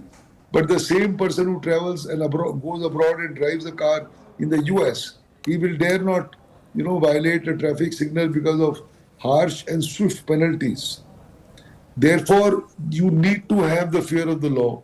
You need to have a relook at the whole system. Not only this law which is coming. These are all knee-jerk reactions. Look at revamping the entire criminal justice system, where it can't take 10 years for a trial. I think the debate should be more on the larger issues than only looking at this this aspect of the law. Okay, let me sum up this conversation with you, Mr. Rohatgi, with my last question. The opposition is saying that this bill distorts parliamentary democracy. You are of the opinion that there is a need for a larger debate. What are the key aspects, do you think, which should be debated? According to me, the larger debate, as I said, is revamping the criminal justice system. The government has taken one step in that direction by revamping our criminal laws, procedural and substantive, by trying to bring in Indian notions of justice and criminality and crimes, because we were following 150-year-old British notions of criminality. That is a welcome step, but that step has not really, in my humble opinion, addressed the point that the trials take an interminable long period of time. Our courts are clogged. I see it every day. And the real problem is that the prosecuting agency and the investigative agency is one and the same, namely the police. Imagine a police sub-inspector who is investigating a crime, who is also doing police duties, who is also writing a police diary, and he is also looking after the prosecution in the court by going to the prosecution counsel or the lawyer, getting the witnesses and trying to see that they are examined. You can't have 3 or 4 roles into one. In many countries, the roles are separate.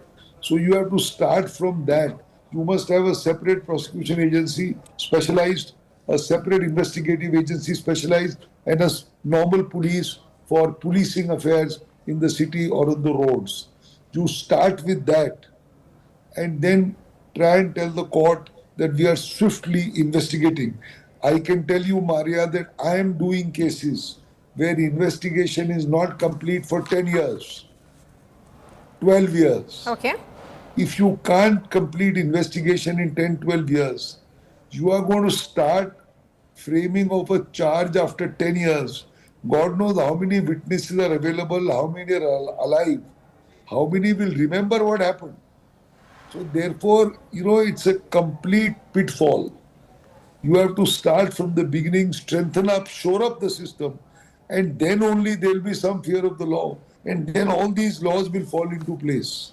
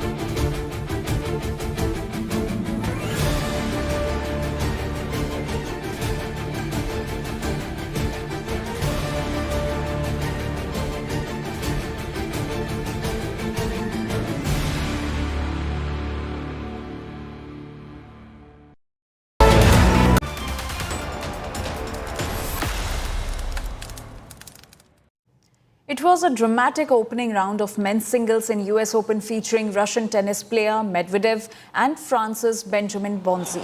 As Bonzi looked set to wrap up the match on match point at 5-4 in the third set, a bizarre interruption left the former US Open champion furious. Bonzi's first serve hit the net as a photographer ran from the entrance onto the court and entered the photographer's pit.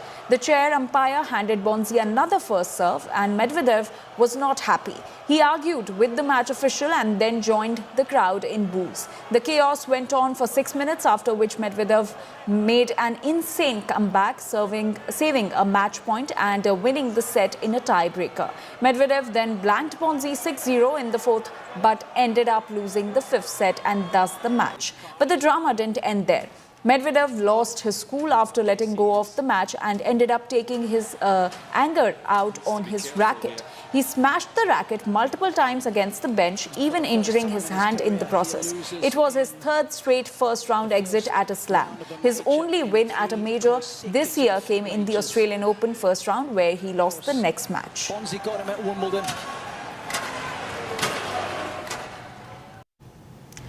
And Congress's deputy leader in the Lok Sabha, Gaurav Gogoi, wrote to the BCCI opposing the India-Pakistan match in the upcoming Asia Cup. Gogoi, in his letter addressed to the BCCI Secretary Devajit Saikia, said, and I quote, "While cricket has always been a sport that brings joy among people, in the context of current India and Pakistan relations, such engagements should not be prioritized over national interest." He reminded that cross-border tensions still persist and we all are aware of the sacrifices of our armed forces. Gogoi urged the BCCI to take a clear stand and avoid engagements with Pakistan until conditions are favorable and conducive to the nation's interest.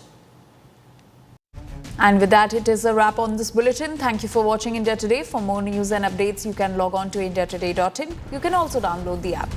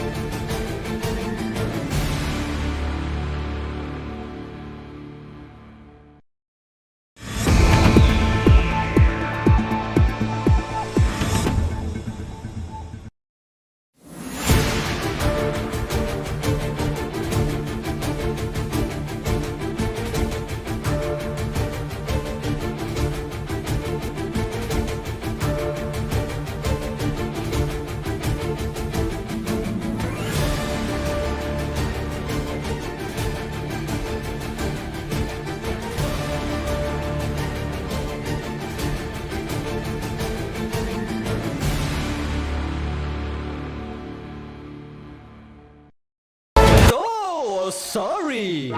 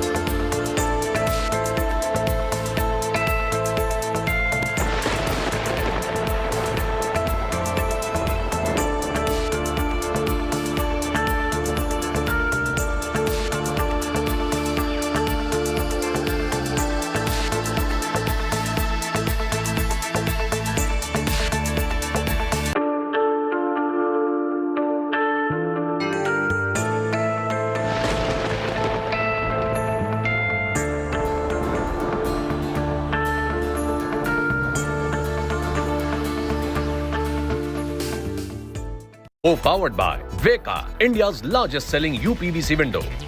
Adani, हम करके दिखाते हैं.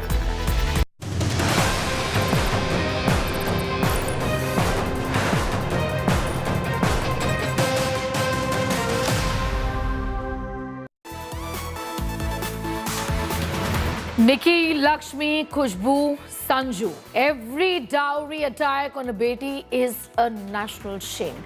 Make no mistake, it's time for an India Today mega campaign against dowry demons killing our daughters. Marriage, murder, medieval mindset. Stop burning our betis now. Daughters, dowry and destroyed dreams.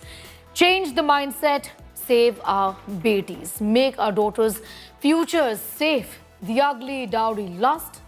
The question is, how many more betis?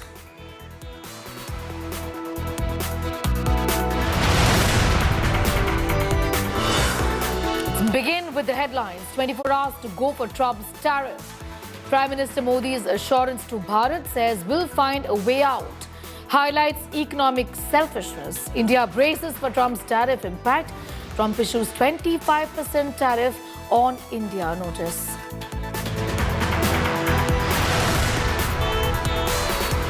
Amit Shah fires at opposition vice president candidate. Shah's Naxal attack at the opposition VP pick. Reddy claims Naxalism thrived because of him. Revant Reddy hits out at Shah, calls Shah's attack unconstitutional.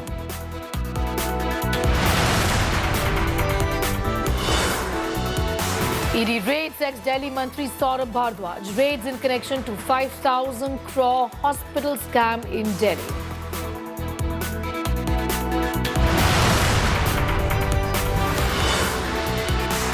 Horrific shocker from Telangana this time around. A starvation horror.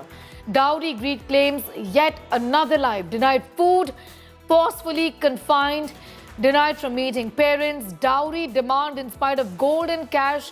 In-laws passed it off as ill health.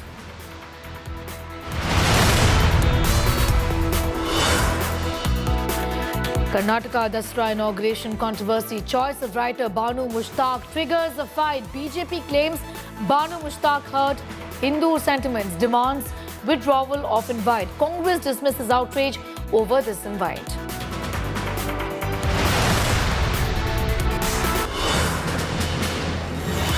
Trump says says China has to give US magnets or face 200% tariff. China is increasingly sensitive about rare earths and its control over supplies.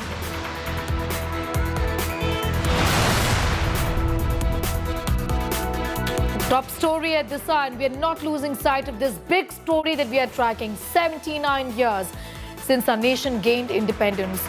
And yet, even after so many decades, 7 decades in many places, people with absolutely outdated and criminal mindsets have not evolved. On your screen right now, you see 4 victims of one of the most horrifying problems in our country: dowry. All these women were assaulted by their husbands and in-laws for dowry. Some of them ran to save their lives. Others died trying to fix things. Let's take a look at these stories one by one. A brutal case of alleged torture in Telangana has sent shockwaves across the nation. In a shocking case of alleged domestic violence, a 33-year-old woman was found dead under suspicious circumstances in Kotagudem district in Telangana. The victim, identified as Lakshmi Prasanna, was reportedly subjected to starvation, physical assault, prolonged confinement by her husband Naresh Babu and in-laws before being declared dead at the Raja Mahendra Varnam Government Hospital in East Godavari district on Saturday. Well, at the time of her marriage, her family claims to have given 2 acres of mango orchards, half an acre of farmland, 10 lakh rupees in cash, gold ornaments worth 10 lakh. All of this as dowry, which, by the way, is criminal. To even give this is criminal. The victim, Lakshmi's grieving parents, allege that for the past 2 years, their daughter was kept under house arrest, denied contact with them, even prevented from speaking over the phone, further alleging that her husband and in-law starved her and killed her for additional dowry. I'm going to go straight across to Apurva, getting in more details. Apurva, we've seen pictures, horrific ones, really, sending a chill down our spines of that victim there. Of course, we can't put that out, but it just speaks volumes of how this victim endured just so much before finally she was killed. My question is, the parents are saying that this was happening for 2 long years. Why is that they didn't find it necessary to reach out to the police, to the authorities, to save their child at the end of the day, to save their daughter? Well, what we are getting to learn, Sneha, from her parents is that unfortunately the victim there, they had tried to get in contact with her. They weren't even able to see her. She was forced to be locked inside the room is what the parents have alleged. In fact, they've also said that there were multiple attempts that they had made from their side, to try and bring her back, which had turned futile. And unfortunately, this is the end result of what we are seeing of that tragic case that took place there as well. In fact, police officials do state that they are trying to get into record what all has happened over, says, the past 2 years that the parents alleged that she had been allegedly tortured and made to starve, in fact, at her own house as well. In fact, the victim there is survived by her child and her husband there. In fact, what we are getting to learn is that police officials do say a case has been registered. They have taken several people, including the husband, the mother-in-law and several others that have been named there by the parents. They have taken them into custody. They are examining all kinds of angles relating to this incident as well. However, from the victims, from the husband and the in-law side, in fact, they allege, saying that there hasn't been any kind of misdoings from their side. In fact, the brother-in-law there has also gone ahead and denied these allegations, claiming that Lakshmi Prasanna, in fact, was suffering from anemia and thyroid-related issues, which is why, when she had died, that had caused her to lose weight, is what is the allegations that is coming in from the husband's family side. Is also we're seeing allegations rising up on both sides, but unfortunately, in whatever allegations come across, a life has been lost, and the government and the police here are trying to see, at best, what can be the speedy measures that can be taken to ensure justice prevails for a life that is lost. Sneha. Be with us, Apurva Jayachandran, getting asked those details of that horrific story from Telangana. Unfortunately, we can't put those pictures out, but it just, in fact, is so disturbing. We'd like to tell our viewers, just giving an idea about what this young woman went through. Physically assaulted, her body was found completely starved. It just gave an idea about how probably she was denied food for days and weeks together is what is evident right here. From Telangana to Rajasthan, in Jodhpur, a woman named Sanju and a 3-year-old daughter were found in a suspicious burnt condition at their home in Rajasthan. The cause of her death was assault by her husband over dowry demands. The woman is alleged to have set herself and her daughter on fire. When taken to hospital, both Sanju and her daughter succumbed to injuries. Sanju Bishnoi was a government school lecturer. According to the cops, Sanju returned from school on Friday, later locked herself inside the house. She allegedly poured petrol on a dining table chair in the lobby, doused herself and her daughter with petrol and set them on fire. A petrol can was also recovered from the scene. In another dowry-related abuse case, this time in Madhya Pradesh, a 20-year-old, a 23-year-old Khushbu escaped just in time after her husband allegedly tied her up, tortured her, inserted a heated knife into her mouth when she cried out in pain. The accused husband here, Dilip, was reportedly intoxicated, burnt her with a hot knife across the torso, arms, legs, leaving multiple severe burn marks. They were married in February. The husband said he did not like his wife but still demanded dowry. I'm getting you two cases, details of two cases, one from Madhya Pradesh, the second one from Rajasthan.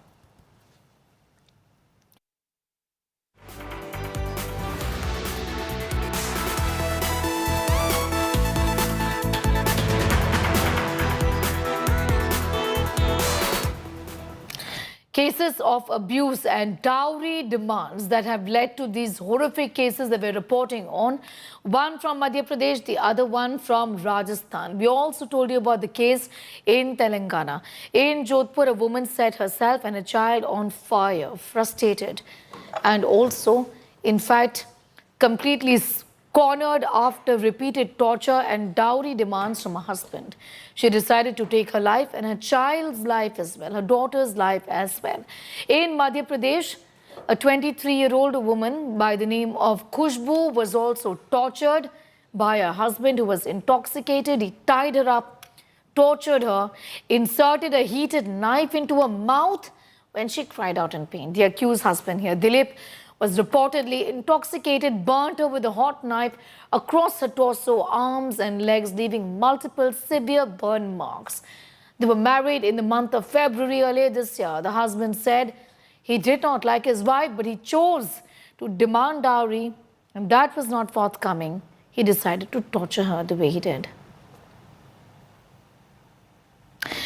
Images on your screen are from of the victims. Really, you can see those assault marks on the young woman there.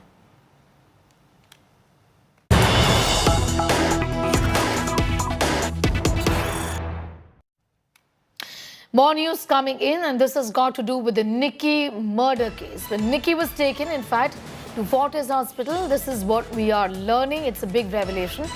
In-laws then went on to claim that a cylinder blast killed Nikki. Cops found no cylinder blast at the crime scene. They found flammable liquid and a lighter at the site of the crime. Cops to grill who floated the cylinder blast theory is what we're learning. Essentially, they try to brush this under the carpet.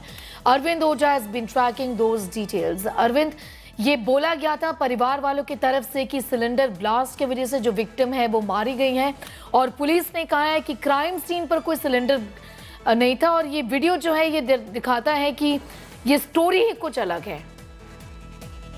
और आपको बताऊं कि जब इसे निक्की को आग लगने के बाद फोर्टिस अस्पताल ले जाया गया था तो फोर्टिस अस्पताल के मेमो में लिखा हुआ था कि सिलेंडर फटने से आग लगी। क्राइम सीन पर पुलिस पहुंची थी और सिलेंडर फटने जैसी कोई बात नहीं थी। थिनर की बोतल, लाइटर और बाकी चीजें मिली थी।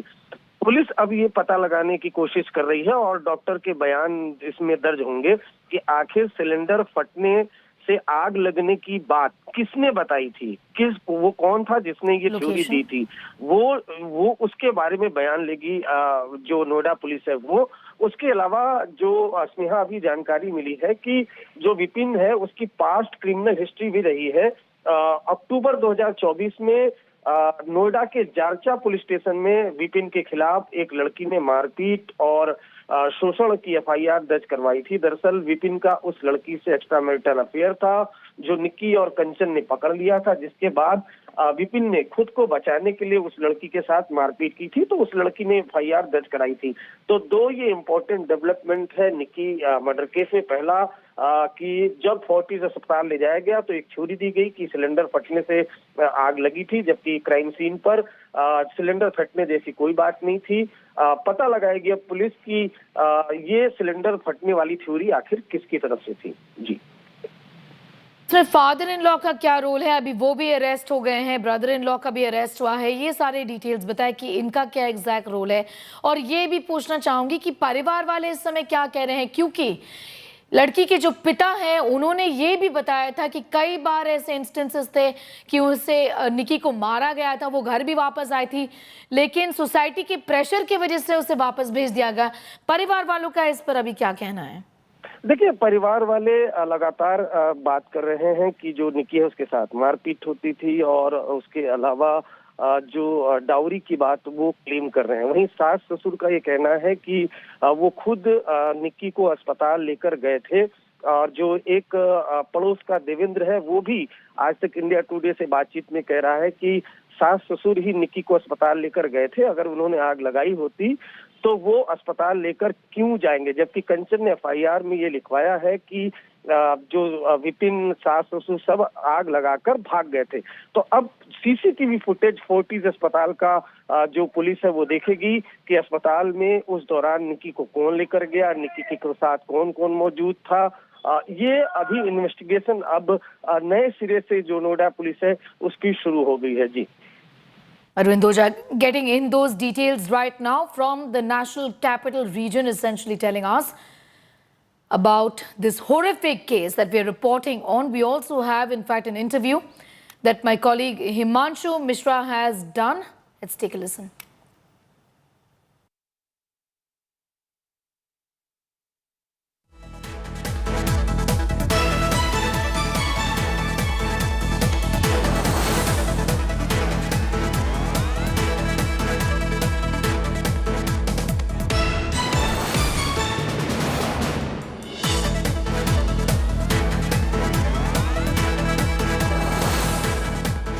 Get that interview with you, in fact for you in a moment from now, but we're getting you the details of the horrific Nicky murder case, which is in fact a dowry case is what it looks like as far as the investigations are concerned. First, the in-laws had claimed that this was a cylinder blast of sorts, and that's what had killed Nicky, is what we are learning, trying to mislead the hospital authorities as well. Infidelity and a gruesome crime, a murder exposed in Noida. Vipin had an affair with another woman is what we're learning. In fact, Nicky and sister, the wife of Vipin, had caught Vipin red-handed. He later beat Nicky up. To refute the allegations, the girl had filed an FIR against the accused Vipin at the Jarcha police station in Noida. This FIR was filed in the month of October last year. An FIR was also filed against Vipin for assault and exploitation. According to our sources, Vipin was having an affair with that girl. Vipin's wife, in fact, Nicky, and his sister caught Vipin and that girl red-handed. Vipin beat up the girl to prove himself right. The girl had filed an FIR against Vipin for assault and for exploitation. The main accused in this crime, who was in fact seen in these pictures in a scuffle with Nicky, the victim right here, was known to have an affair is what we are learning. These are details of the Nicky Bhati murder case that we are getting on. Vipin Bhati, Nicky's 28-year-old husband, reportedly had an affair with another woman. This was a crime that was carried out after he stood exposed, after his crimes and after his infidelity stood exposed. Nicky and sister, in fact, caught him red-handed. Nicky Bhati's husband stands arrested right now. I'm going to go straight across to Himanshu Mishra. More details on that story. I'm being told The Rimanshu joins us from Vipin's residence at this 21 point. अगस्त की शाम 5:30 से 6 बजे के बीच इस घर में क्या हुआ था, ये जानने की कोशिश अब पुलिस कर रही है। कुछ नए सबूत, कुछ नए सीसीटीवी फुटेज सामने आए हैं। हमारे साथ देवेंद्र हैं बात करने के लिए, विपिन के ताऊ के बेटे हैं। देवेंद्र जी, आप क्या कहाँ थे, क्या सुना, क्या देखा, क्या कुछ हो रहा था, आप सारी बात बताएं। मैं भी दुकान चलाता हूँ बाहर। कहाँ पे आप? मेन रोड पे मेरी दुकान है, बराबर में ही। ठीक है। तो मैं वहीं था अपनी दुकान पे, उस टाइम लाइट नहीं थी। अच्छा, ये दुकान किसकी है? ये विपिन की दुकान है। ठीक है, यहाँ पे कौन कौन था? विपिन था और पिताजी थे उनके। अच्छा, विपिन और पिताजी यहाँ पर थे। क्या टाइम हो रहा था? 6:45 बजे के करीब। 6:45 बजे। आप कहाँ पर थे? आपकी दुकान? ये मनी ट्रांसफर। अच्छा, ये बगल में ही, एकदम बगल में ही। बिल्कुल एकदम बगल में ये। ठीक है, तो क्या कुछ देखा आपने, क्या हुआ? उस टाइम पे लाइट नहीं था, तो मैं दुकान के बाहर ही बैठा हुआ था। 5:30 बजे? 5:45 बजे। 5:45 बजे। ठीक है, तो विपिन यहीं था, बच्चे भी यहीं थे, तीनों बच्चे थे, विपिन था। और विपिन मैंने देखा कि भाग के गया एकदम से, जो शोर शराबा हुआ भाग के गया, वो अंदर गया।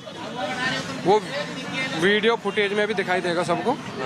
वो फिर साथ के साथ ही वापस आया। उसने आके शोर मचाया, मुझसे बोला भाई निक्की ने आग लगा ली। ठीक है जी, भाई निक्की ने आग लगा ली। मैं दौड़ के आया, उससे मैंने बोला कि गाड़ी निकाल और बैक कर हॉस्पिटल लेके चलते। मैं अंदर गया, अंदर और लोग भी इतने आ चुके थे मुझसे पहले भी। परिवार के कितने लोग अंदर थे उस समय जब आप अंदर गए? अंकल थे, विपिन था, मैं भी पहुंच गया। सब लोग अंदर पहुंच गए थे। और भी 2 लोग थे जो हैं यहाँ में मेरे साथ, जो मुझसे भी 1 सेकंड पहले पहुंच गए थे। जो लेके आए उतार के बॉडी, मतलब जलती हुई को। वो आग किसने बुझाई फिर? आग बुझ चुकी थी जब। अच्छा, बुझ चुकी जब मैं पहुंचा। जी, ठीक है। हाँ, ठीक है। फिर उसके बाद उसमें हम जो गाड़ी बैक करके लगा दी, गाड़ी में लेके चले गए। कहाँ पे गए? और फोर्टिस हॉस्पिटल। कौन कौन था? मैं था, विपिन के पिताजी थे, विपिन की माताजी थी और निक्की थी। निक्की। तो निक्की बेहोश थी? नहीं, बातचीत करती गई थी। क्या बातचीत हो रही थी? वो ऐसे ही, मुझे मतलब थोड़ी कराहट थी, दर्द था, और ये कह रही थी कि मुझे पानी दे दो, मुझे सांस में लेने में दिक्कत है। ऐसे मतलब ऐसे कर रही। फिर आप लोग हॉस्पिटल पहुंचे? हॉस्पिटल पर आप लोगों ने ये नहीं पूछा कि क्यों किया या कैसे हुआ? देखो सर, ये हम पूछ नहीं पाए, इतनी जल्दी थी। पहले हमारा पहला एम था कि हम पहले हॉस्पिटल पहुंचे। कितनी देर लगी यहाँ से अस्पताल पहुंचने में? 10-15 मिनट। ठीक है। फिर हॉस्पिटल में हमने एडमिट करा दी, और एडमिट कराने के बाद भी वो बातचीत कर रही थी। ठीक है। डॉक्टर को उसने बयान दिए, डॉक्टर के पास हिंदी और इंग्लिश दोनों लैंग्वेज में उपलब्ध है। ठीक है। उसके बाद पुलिस कब आई? पुलिस तभी आ गई थोड़ी देर बाद, 5-10 मिनट बाद। हॉस्पिटल ही आई? हॉस्पिटल में। फिर रेफर कब किया? रेफर किया, उन्होंने फर्स्ट एड देने के बाद रेफर किया। फर्स्ट एड दिया अस्पताल। पुलिस ने बयान दर्ज किया था? पुलिस ने नहीं बयान दर्ज किया। पुलिस ने नहीं किया क्योंकि उन्होंने फर्स्ट एड दी थी, पट्टी वगैरह की थी, और उनके पाइप डाल दिया था। कब आप लोगों ने निक्की की फैमिली को इस बीच में जानकारी दी? जब ये घटनाक्रम यहाँ हो चुका था, हमने तभी उनको बता दिया। वो लोग भी हॉस्पिटल पहुंच गए। A brutal murder that has shaken the soul of the nation, where a 28-year-old young woman, Nikki Bhati, was burned alive, allegedly by the very family she was married into. This happened in front of a child and her sister. Her only crime, not meeting their never-ending hunger for dowry. New details suggest a chilling trigger. Instagram reels made by Nikki and her sister to spread the word on her beauty parlor was something that was irking her husband. Take a look at this report.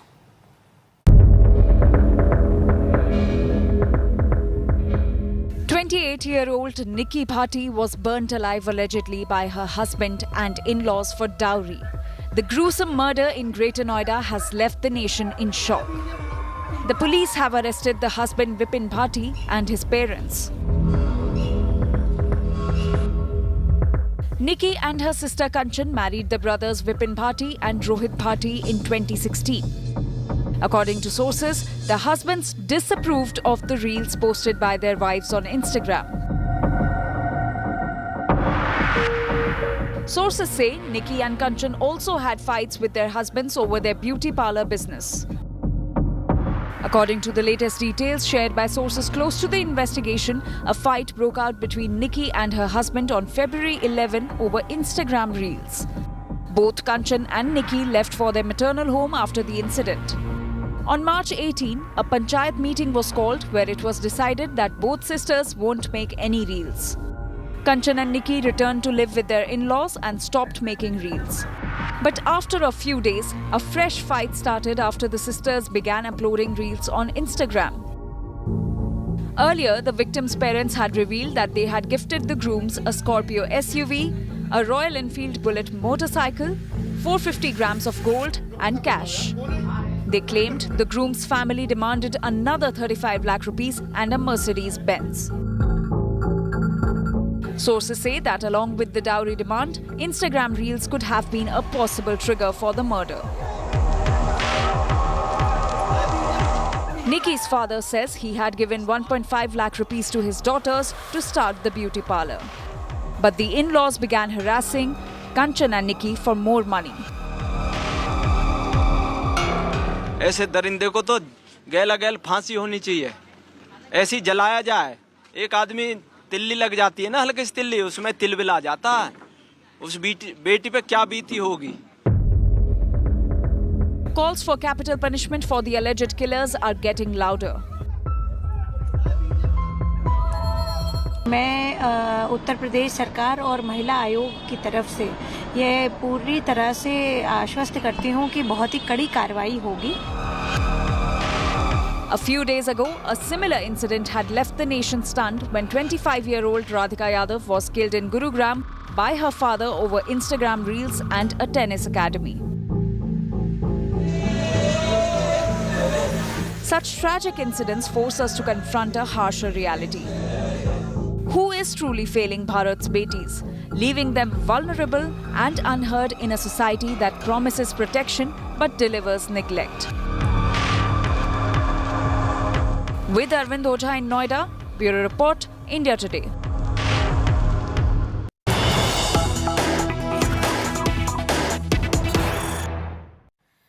And some news just coming in. ED raids are being reported right now as we speak at former Minister Saurabh Bhardwaj's residence in hospital construction scam. Raids at 13 locations is what we know.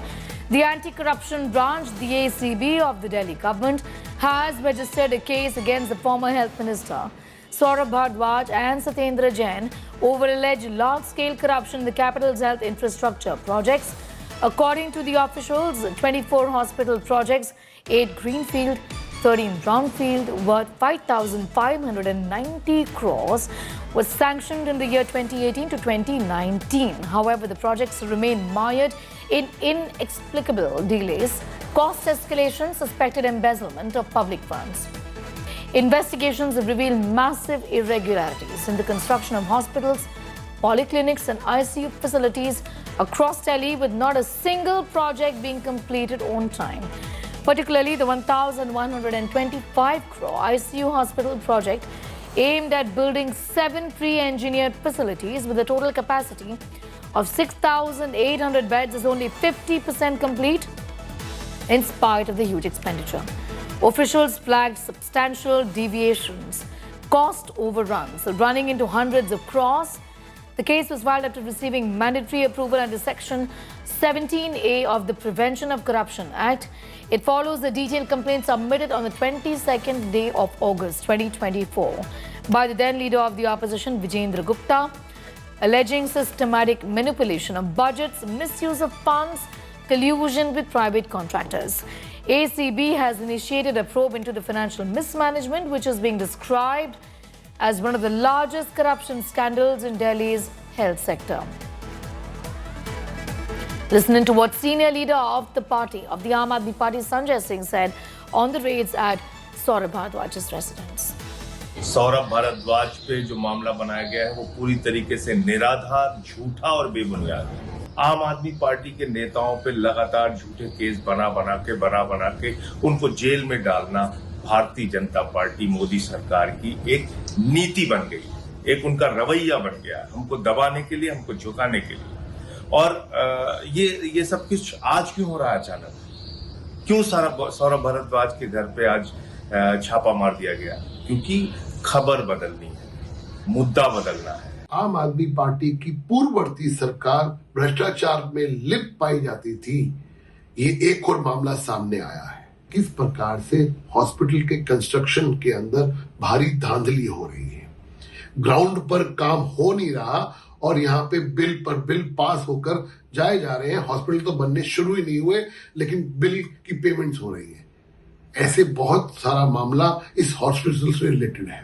लेकिन सवाल ये उठता है, भ्रष्टाचार के हर मामले के अंदर जिस प्रकार से इनके लोग पाए जा रहे हैं और कोर्ट्स के अंदर केसेस चल रहे हैं, ये दिखाता है कि ऐसा कोई सगा नहीं जिसको अरविंद केजरीवाल ने ठगा नहीं। Sardar R.P. Singh of the Bharatiya Janata Party is now joining us. Thank you for your time. There are ED raids at the former minister Saurabh Bharadwaj's residence. Of course, the AAP is saying that there is no wrongdoing here, essentially calling this vendetta. What's your party's response to what is now being said by Bharadwaj? Well, there's a very routine procedure they do. They always call any investigation as vendetta. Fact is that why they're so scared of investigation? And then if there's a vendetta, there's a court where they can go to. The fact is they won't go to court. They know that they won't get any relief from the court. Mr. Kejriwal, Mr. Sasodia, has not got any relief in any of the cases. So let the investigation happen. There's a case where there's a bungling of almost 5,000 crore rupees. Right.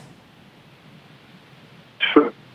Let's see how do they turn up. Why are they making cry? Why are they crying now? Why are they making so much of noise now? Let the investigation happen, and if there's anything wrong, they can go to court and get it quashed.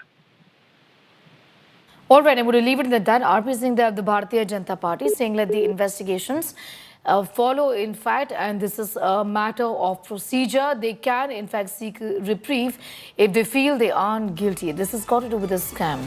Shreya has more details. Shreya, talk to us about the alleged wrongdoing right here as far as the ED investigations in the hospital infrastructure scam matter is concerned. Well, Sneha, this entire investigation pertains to the timeline of 2018 to 2019, where 24 hospital projects were actually sanctioned to the tune of 5,590 crores. That included 11 greenfield and 13 brownfield projects, which essentially means some of the projects were new projects, while others were that which had to be renewed, is what we do understand. The complaint initially came in from then leader of the opposition, Vijayendra Gupta, and thereafter we saw a case being registered by the Anti-Corruption Bureau of Delhi in the month of June this year. Subsequently, the Enforcement Directorate opened an ECIR, and under Section 17A, we are seeing of PMLA this entire raid that is being carried out. In total, 13 locations, including where I'm right now, which is the residence of Saurabh Bharadwaj. Raids are currently under its way by the Enforcement Directorate. The Aam Aadmi Party continues to suggest this is a witch hunt, but so far as the ED is concerned, this is about why, despite the sanction to the tune of 5,590 crores, there are 50% of projects which were not done. What happened to the amount? That is the reason we see this entire investigation that is right now being done by the ED. Important to point out, when the present Delhi government came to power, the health report that actually, the CAG report that highlighted this entire scam was also one of the first reports that was tabled in the Delhi Assembly. All right, I'm going to leave it at that for the moment. Getting in those details from Saurabh Bharadwaj's residence in the national capital is my colleague Shreya Chatterjee. Time for a break here. On the other side, Karnataka Dasara inauguration controversy. The choice of writer Banu Mushtaq has triggered a big fight. BJP demands withdrawal of invite. Congress dismisses outrage over this invite.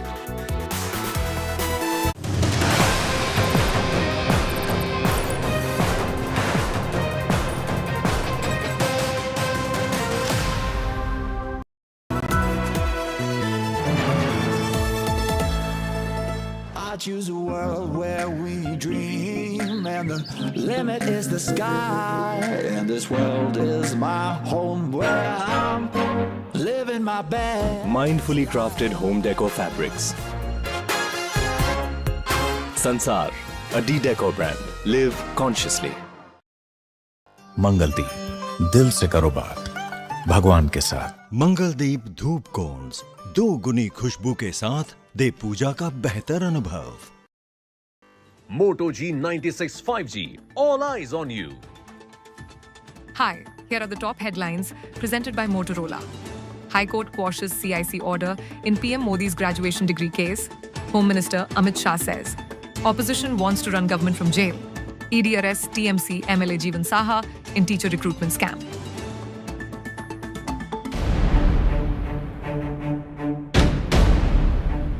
You know, when you are a public representative, then your responsibility and accountability is much more in comparison to any other person.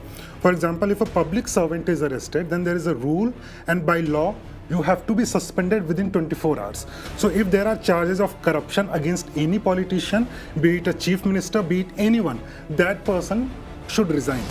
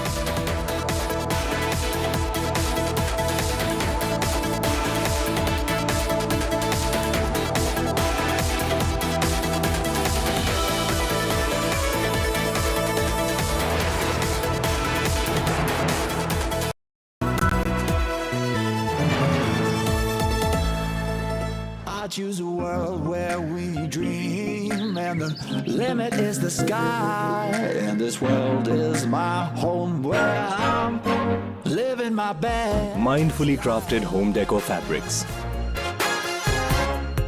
Sansar, a decor brand. Live consciously. Mangaldeep, दिल से करो बात भगवान के साथ। मंगलदीप धूप cons 2 गुनी खुशबू के साथ दे पूजा का बेहतर अनुभव।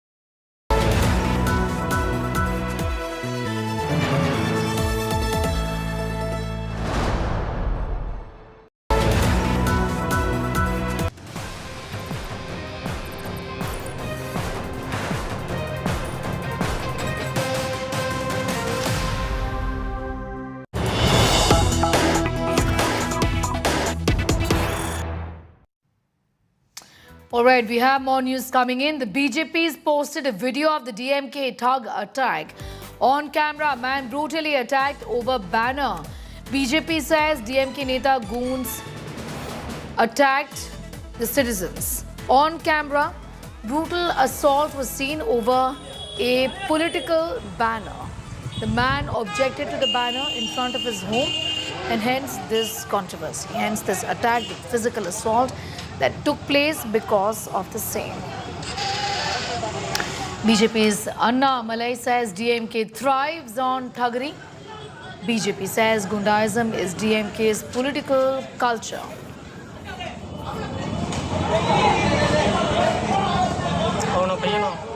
I'm going straight across to Anaga for more details. Anaga, who are these people? Are they workers of the DMK? And talk to us about the kind of action that has been taken against them. Well, in fact, the BJP has claimed that they are men who belong to the DMK party. In particular, DMK's Tiruvarur councillor, Purushottaman. That's what Annamalai has alleged. He has also gone on to allege that Purushottaman and his gang went on to beat up this poor man because he didn't allow his poster, the Purushottaman's poster, to be placed in front of his residence. And as you can see in the visual over there, the poor man is getting beaten up black and blue by a bunch of men. In fact, we are officially awaiting a version from Tirvarur police on the same as to what exactly transpired. In fact, as elections are nearing, Sneha, law and order seems to be one important issue that all the opposition parties are picking up against the DMK government. The ADMK has always been raising the law and order issue against the DMK government, and now BJP's Annamalai has also picked this up and saying that the DMK thrives on thuggery, thrives on rowdyism. But at the moment, we are still awaiting a confirmation from the police officers as to who exactly these men are. Do they really belong to DMK? And what really triggered them to beat up a man like this, black and blue, in broad daylight? If you're picking anything at all from the leadership there on what sort of action is going to be taken against these so-called party workers who beat up this man. Well, in fact, the DMK maintains that be it anyone in the party, if they really endanger the lives of citizens, if they engage in thuggery, if they engage in rowdyism, the party will take strict action no matter who they are, is what the DMK has been maintaining. And if indeed found that these men are actually men from the DMK councillor Purushothaman's party, then the DMK says that very strict action will be taken. In fact, the DMK is also probing as to what exactly DMK's councillor Purushothaman role was. Was he the one who asked these men to beat them up? Was he involved in this particular rowdyism act? The DMK on its own is probing this particular incident, and if indeed the councillor Purushothaman is found guilty, then the party says that they will take action against this particular councillor. All right. Anuga, getting in those details at this point in time, charges being made by the BJP. They say that the DMK thrives there on thuggery is what is being said. Obviously giving ample opportunity to the opposition there to go after the ruling DMK in the state of Tamil Nadu.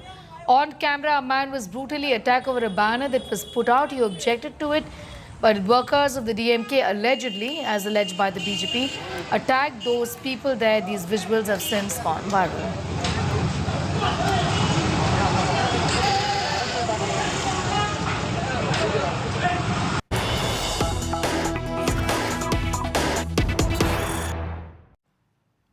More news coming in. Again on camera, big betrayal of farmers in Telangana. Mega queue for fertilizer in Telangana, a 1 kilometer long queue. Kisans wait for hours together. Officials indicate just 300 bags of urea are available. India's Annadata let down is what it looks like at this point in time. Pictures are from Medak in Telangana, where hundreds of farmers are standing in queue, in a mammoth queue there, waiting for what is their due in a sense. Fertilizer is what these farmers require, is what they were promised, but in fact there wasn't enough for just so many farmers who turned up and they waited in a long queue. Pictures are from Medak in Telangana. Just 300 bags of urea are available. Abdul has more. Abdul, what really happened here? Well, the urea shortage in the state of Telangana still continues, with farmers, several farmers, thousands of farmers awaiting the urea supply for their agricultural activities in the districts is continuing, where the long queues have been witnessed at the Raitu-Vedika centers. And now we've seen that in Medak and Vanaparthi, several farmers have queued at the Raitu-Vedika center just to collect a bag of urea. Here, what the officials are saying is that there is a shortage of urea, and whatever supply they are getting, they are handing it over to the farmers. Now here, what we see is that several farmers use their Aadhaar card to place it in the queue and wait for long hours and just collect a bag of urea. However, the government, the Chief Minister Revant Reddy has stated that it is the central government which supplies urea. The manufacture and the import of urea is done by the central government, and the state government can only supply it. So it is the central government who has to supply urea. However, the BJP in the state claims that they have supplied ample amount of urea, and it is the black marketing that is being benefited by the state government, leading to this shortage, is what the BJP has said. Now, The solution, what do the authorities, the government says, about this problem?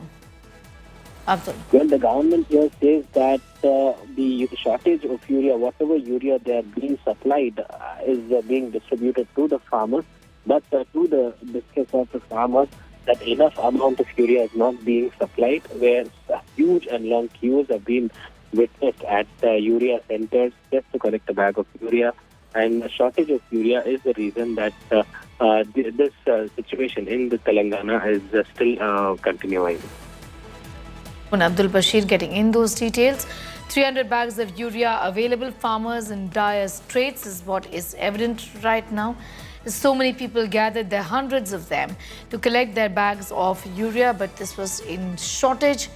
The government also has responded. It's in fact clearly a big betrayal of farmers, what is being seen in the state of Telangana. Pictures are from Medak in Telangana, which has since got viral, speaking volumes of this kind of spot that the farmers themselves really have found themselves in shortage of urea there.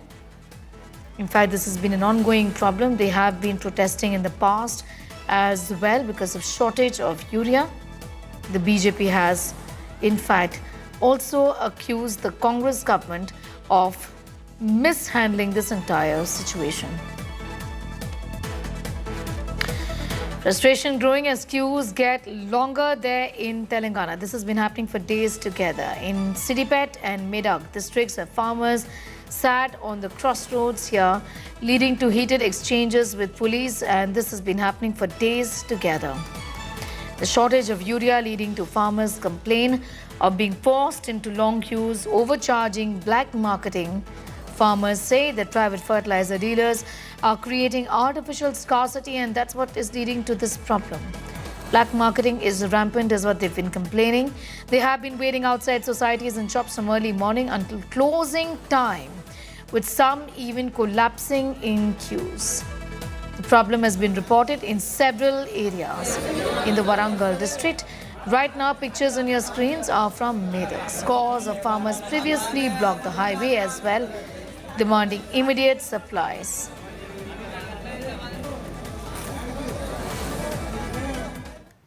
Moving on, a political controversy has erupted in Karnataka over Banu Mushtaq being invited to inaugurate the Dasara festival in Mysuru. The Congress government's decision to invite the well-known writer and activist has sparked a BJP backlash because of Mushtaq's religious beliefs, but also of past comments. More on this report.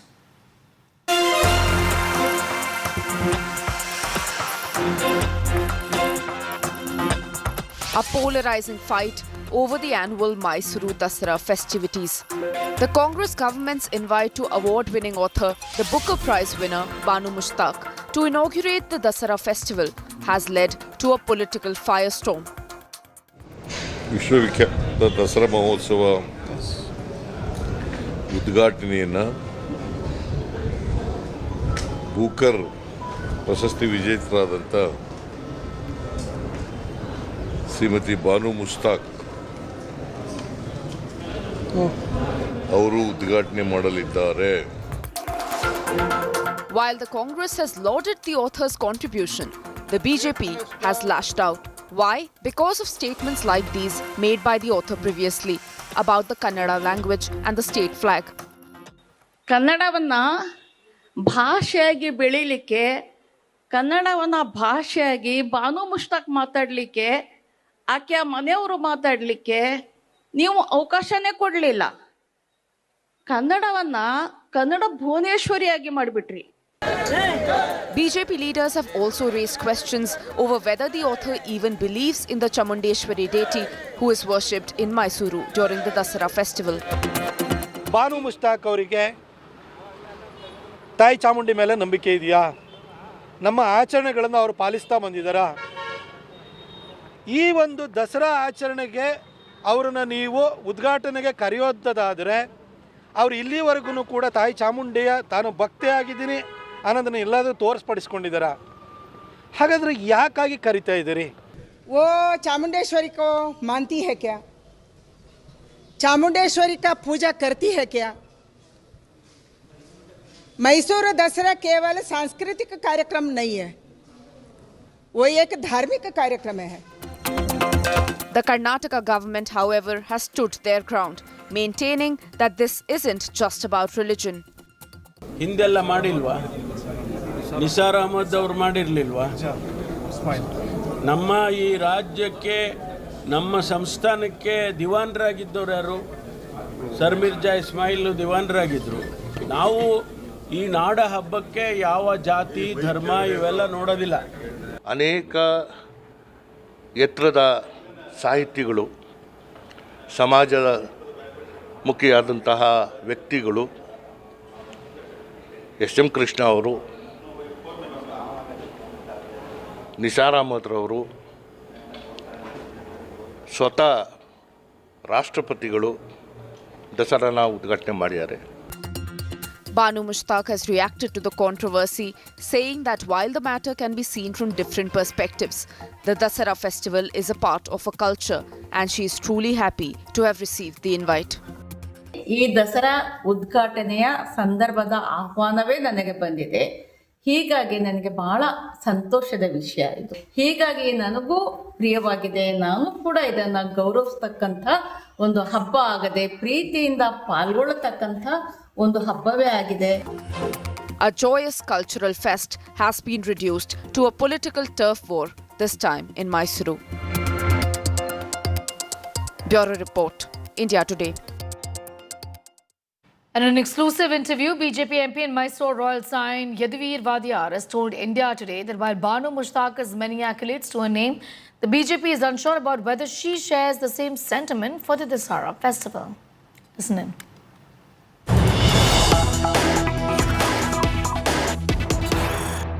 What is your take on Banu Mushtaq being chosen as a chief guest? Well, her literary accolades, nobody is in doubt about. And furthermore, as I have mentioned before, she has helped the lot of Muslim women by allowing, or rather advocating for them to be allowed entry into mosques. And she has also, of course, advocated for equal rights for them amongst all other Bharatiya women as well, which are all laudable initiatives. But we also have to, if one side these are laudable initiatives of hers, we have to weigh it against also some of her sayings, which in 2023 have come to light recently, of her, essentially insulting our Kannada flag by saying that it is, part Arshna and part Kesari, part that is yellow and orange, and then saying that there is a photo of Thai Bhuneshwari on the stage, and so she feels unwelcome. So these are all, aspects which have come to light, which have obviously not been in line with our sentiments, given the fact that this is a Dharmic festival at its core and originates from the 10-day Dharmic festivities that have been conducted for over 400 years by my own family, and then extending, many centuries if you take the other rulers of our state from which we've inherited it as well. So giving all of these light and these new videos of her coming to light, obviously we've had to retake our stance. And furthermore, I think she should make it abundantly clear that she honors this tradition and that she is very much not going to hurt anybody's sentiments in participating in the Dasara festival.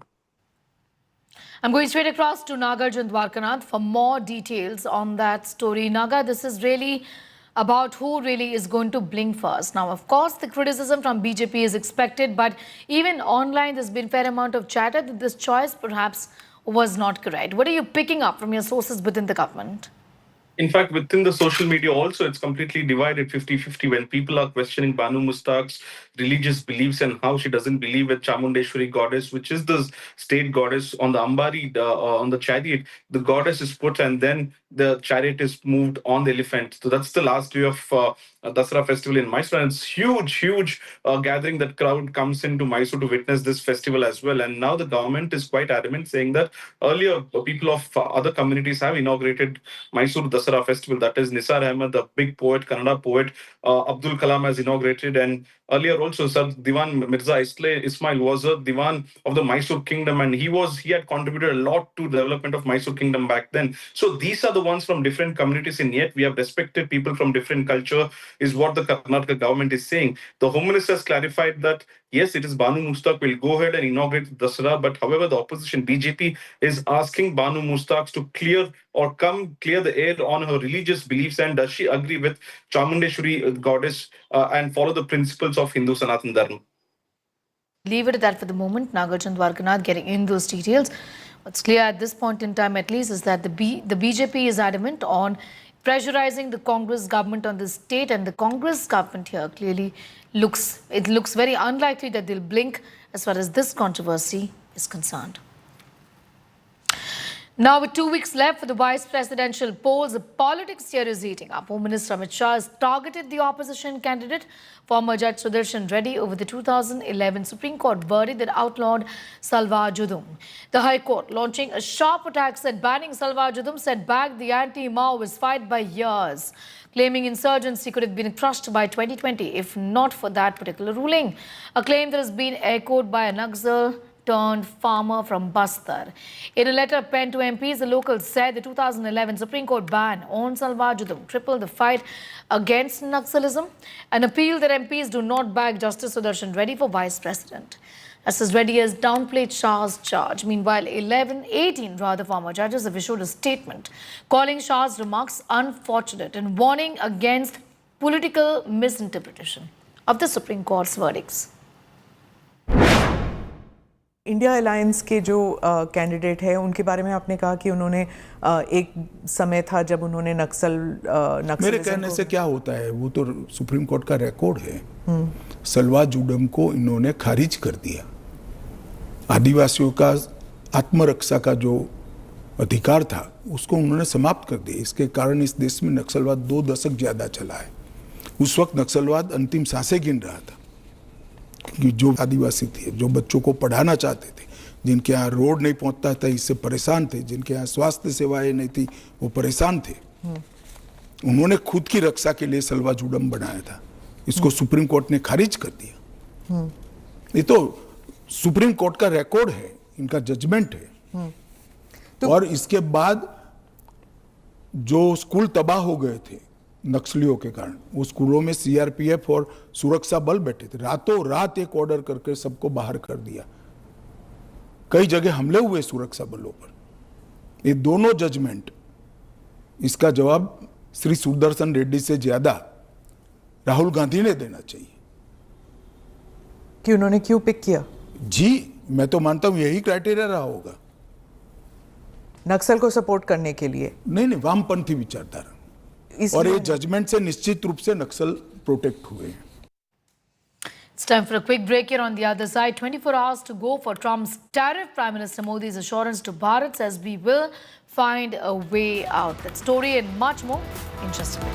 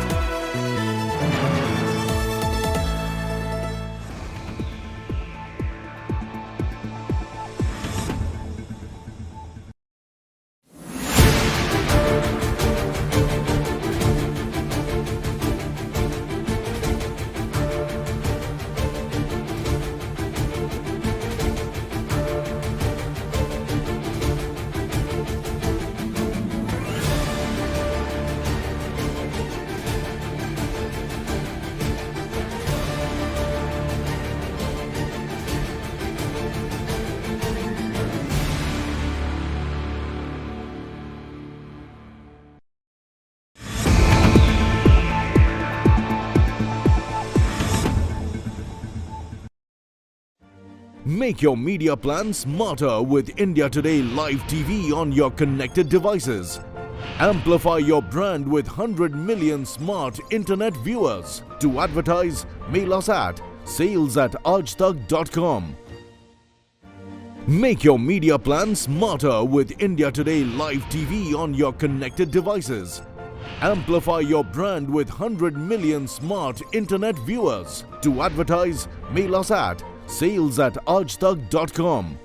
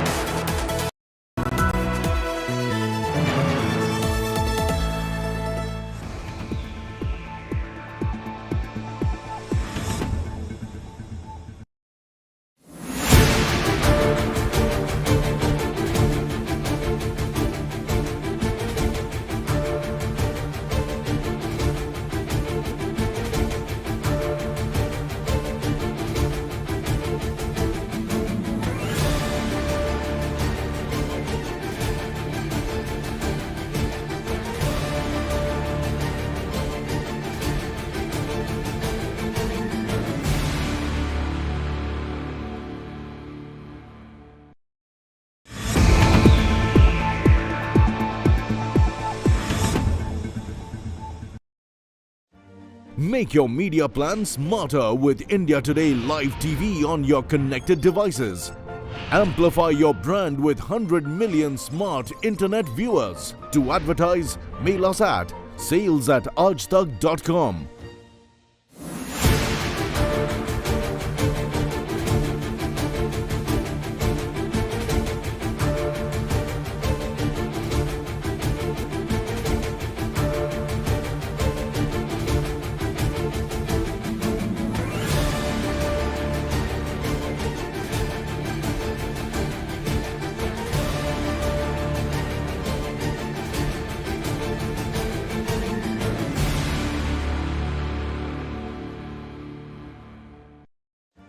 Make your media plan smarter with India Today Live TV on your connected devices.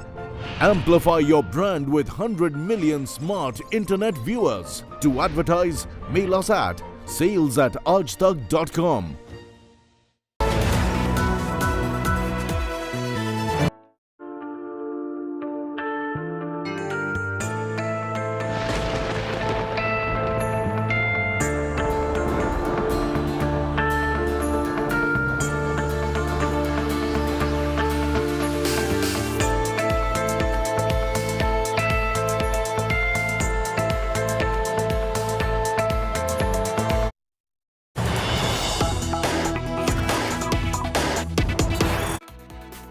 And we'll kickstart this edition with some news just coming in from Gujarat, where the Prime Minister is today. Take a look at these pictures.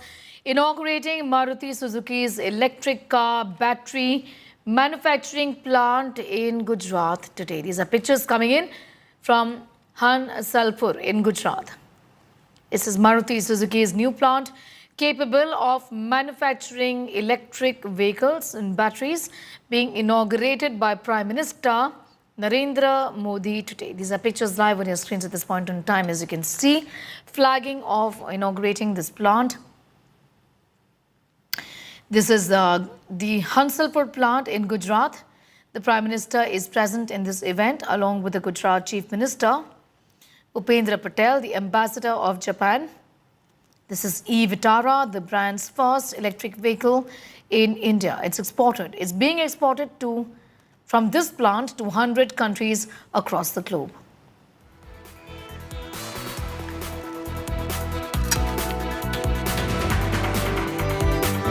This is an event that the Prime Minister is a part of. In fact, he announced yesterday that he would be in Gujarat. Today, he is flagging off Maruti Suzuki's first global EV, which is e-Vitara, in Hansalpur plant, as you can see in these pictures.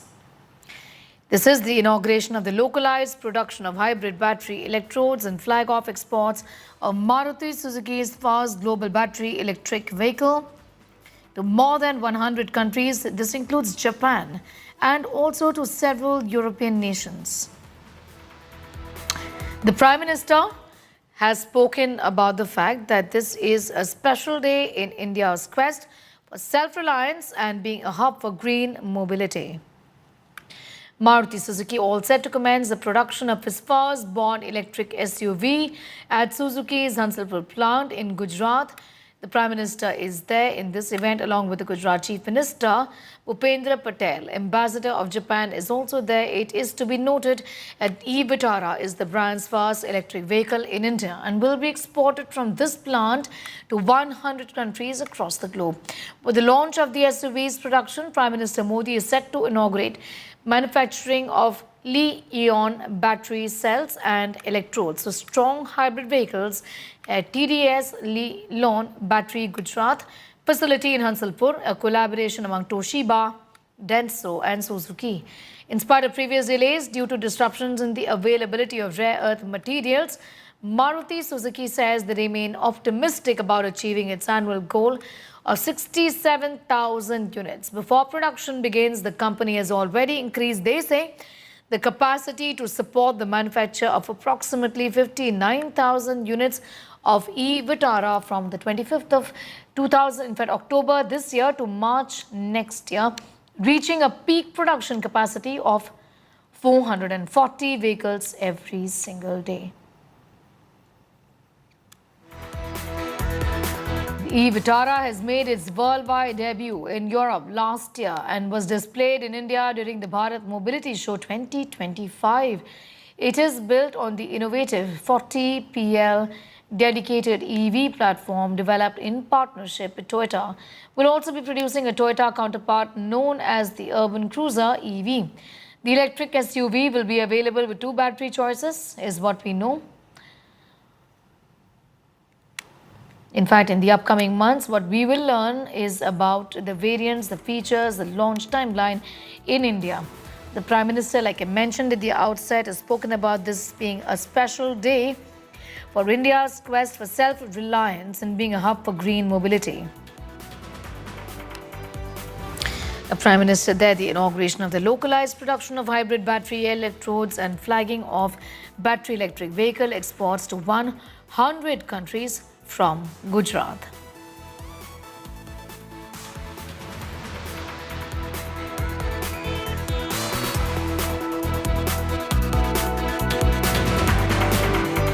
In fact, with this particular milestone, India will be serving as Suzuki's global manufacturing hub for electric vehicles.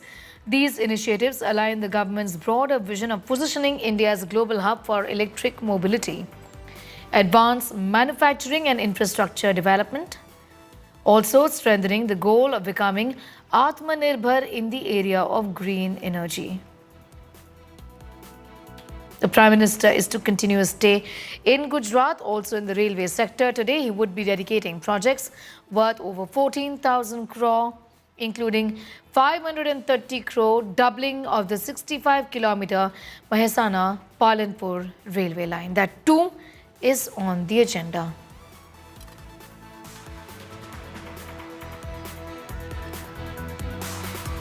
Chetan Bhutani has got more details on that story. It's a big development, Chetan, vis-a-vis India also positioning itself as a country that is the hub of green energy products. And also the fact that this inauguration is being done at Hansalpur, Gujarat, which really is the hub of providing manufacturing these vehicles and also providing these vehicles to not just Japan but also to other European countries.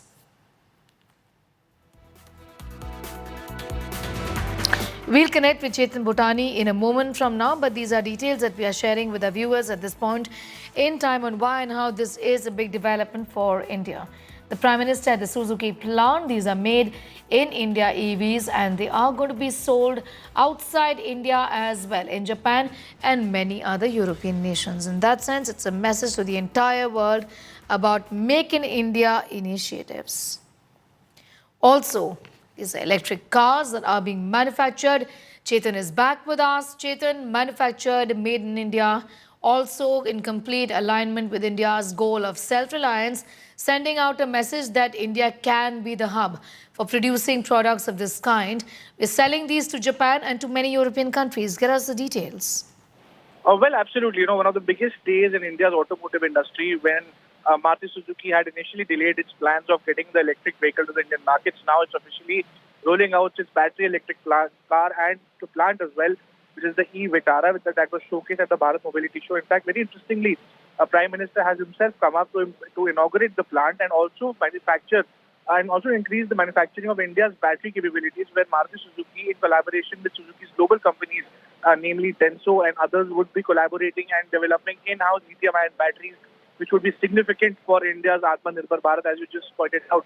In fact, I also highlight for my viewers that these electric cars that would be manufactured in India would be exported to 100+ markets all across the world. And whereas India market is concerned, it would definitely be impacting a whole lot more development, because the battery pack, which is the base of the electric vehicle, would be manufactured in India, and Maruti Suzuki in particular won't have to rely on the global markets to procure its batteries, which is the base of the vehicle. So very important day for the Indian automotive industry. The Prime Minister has arrived at the venue. In about 35 minutes from now, we are expecting the Prime Minister to speak and address at this historic occasion when we see India's first lithium-ion battery for an electric vehicle being manufactured here in collaboration with Suzuki. So clearly a very big day for both Japan and India. Also, China controls 85% of the global battery cell production, 90% of processing of raw materials, used really in two lithium variants that dominate today's EV market, isn't it? In that sense, it's a big message to countries of the world, across the world, that you can now start to look beyond China, isn't it? Absolutely. In fact, we are expecting that Prime Minister in his speech at the Suzuki plant in Gujarat and Hansalpur is expected to speak on these lines only, that not particularly naming China in particular, but he would be mentioning, of course, that India is the place to go for manufacturing and investments, because as you correctly pointed out, that China controls nearly 75 to 85% of the market when it comes to the rare earth magnets and, of course, the batteries. India, however, is becoming self-reliant with, of course, Suzuki and Maruti collaboration leading the charge for setting up its own plant, which could be exporting to 100 plus countries. So there's a massive capacity that Suzuki has built with its co-partners, including Denso, one of the biggest manufacturers of lithium-ion batteries.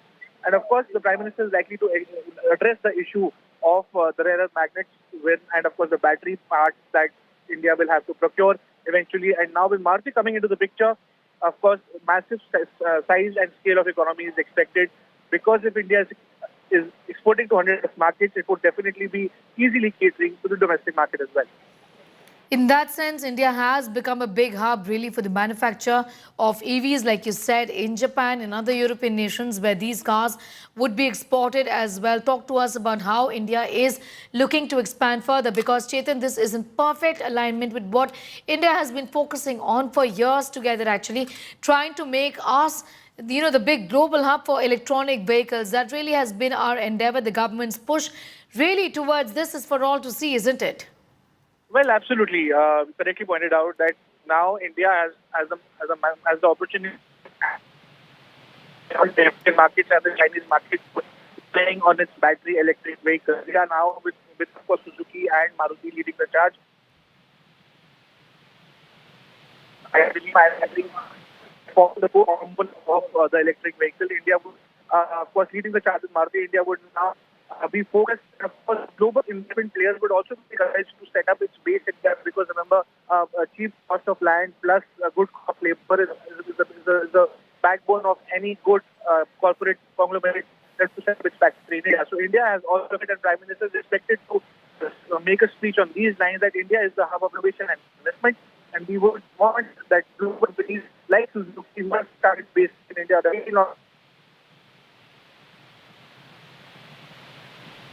All right, these are details that we have with us. We'll connect with Chetan in a moment from now. But what is clear before us is the manner in which India is becoming Suzuki Global EV Hub, as the Prime Minister there in just a few, in fact, on your screens right now are pictures unveiling the e-Vitara in Gujarat. It's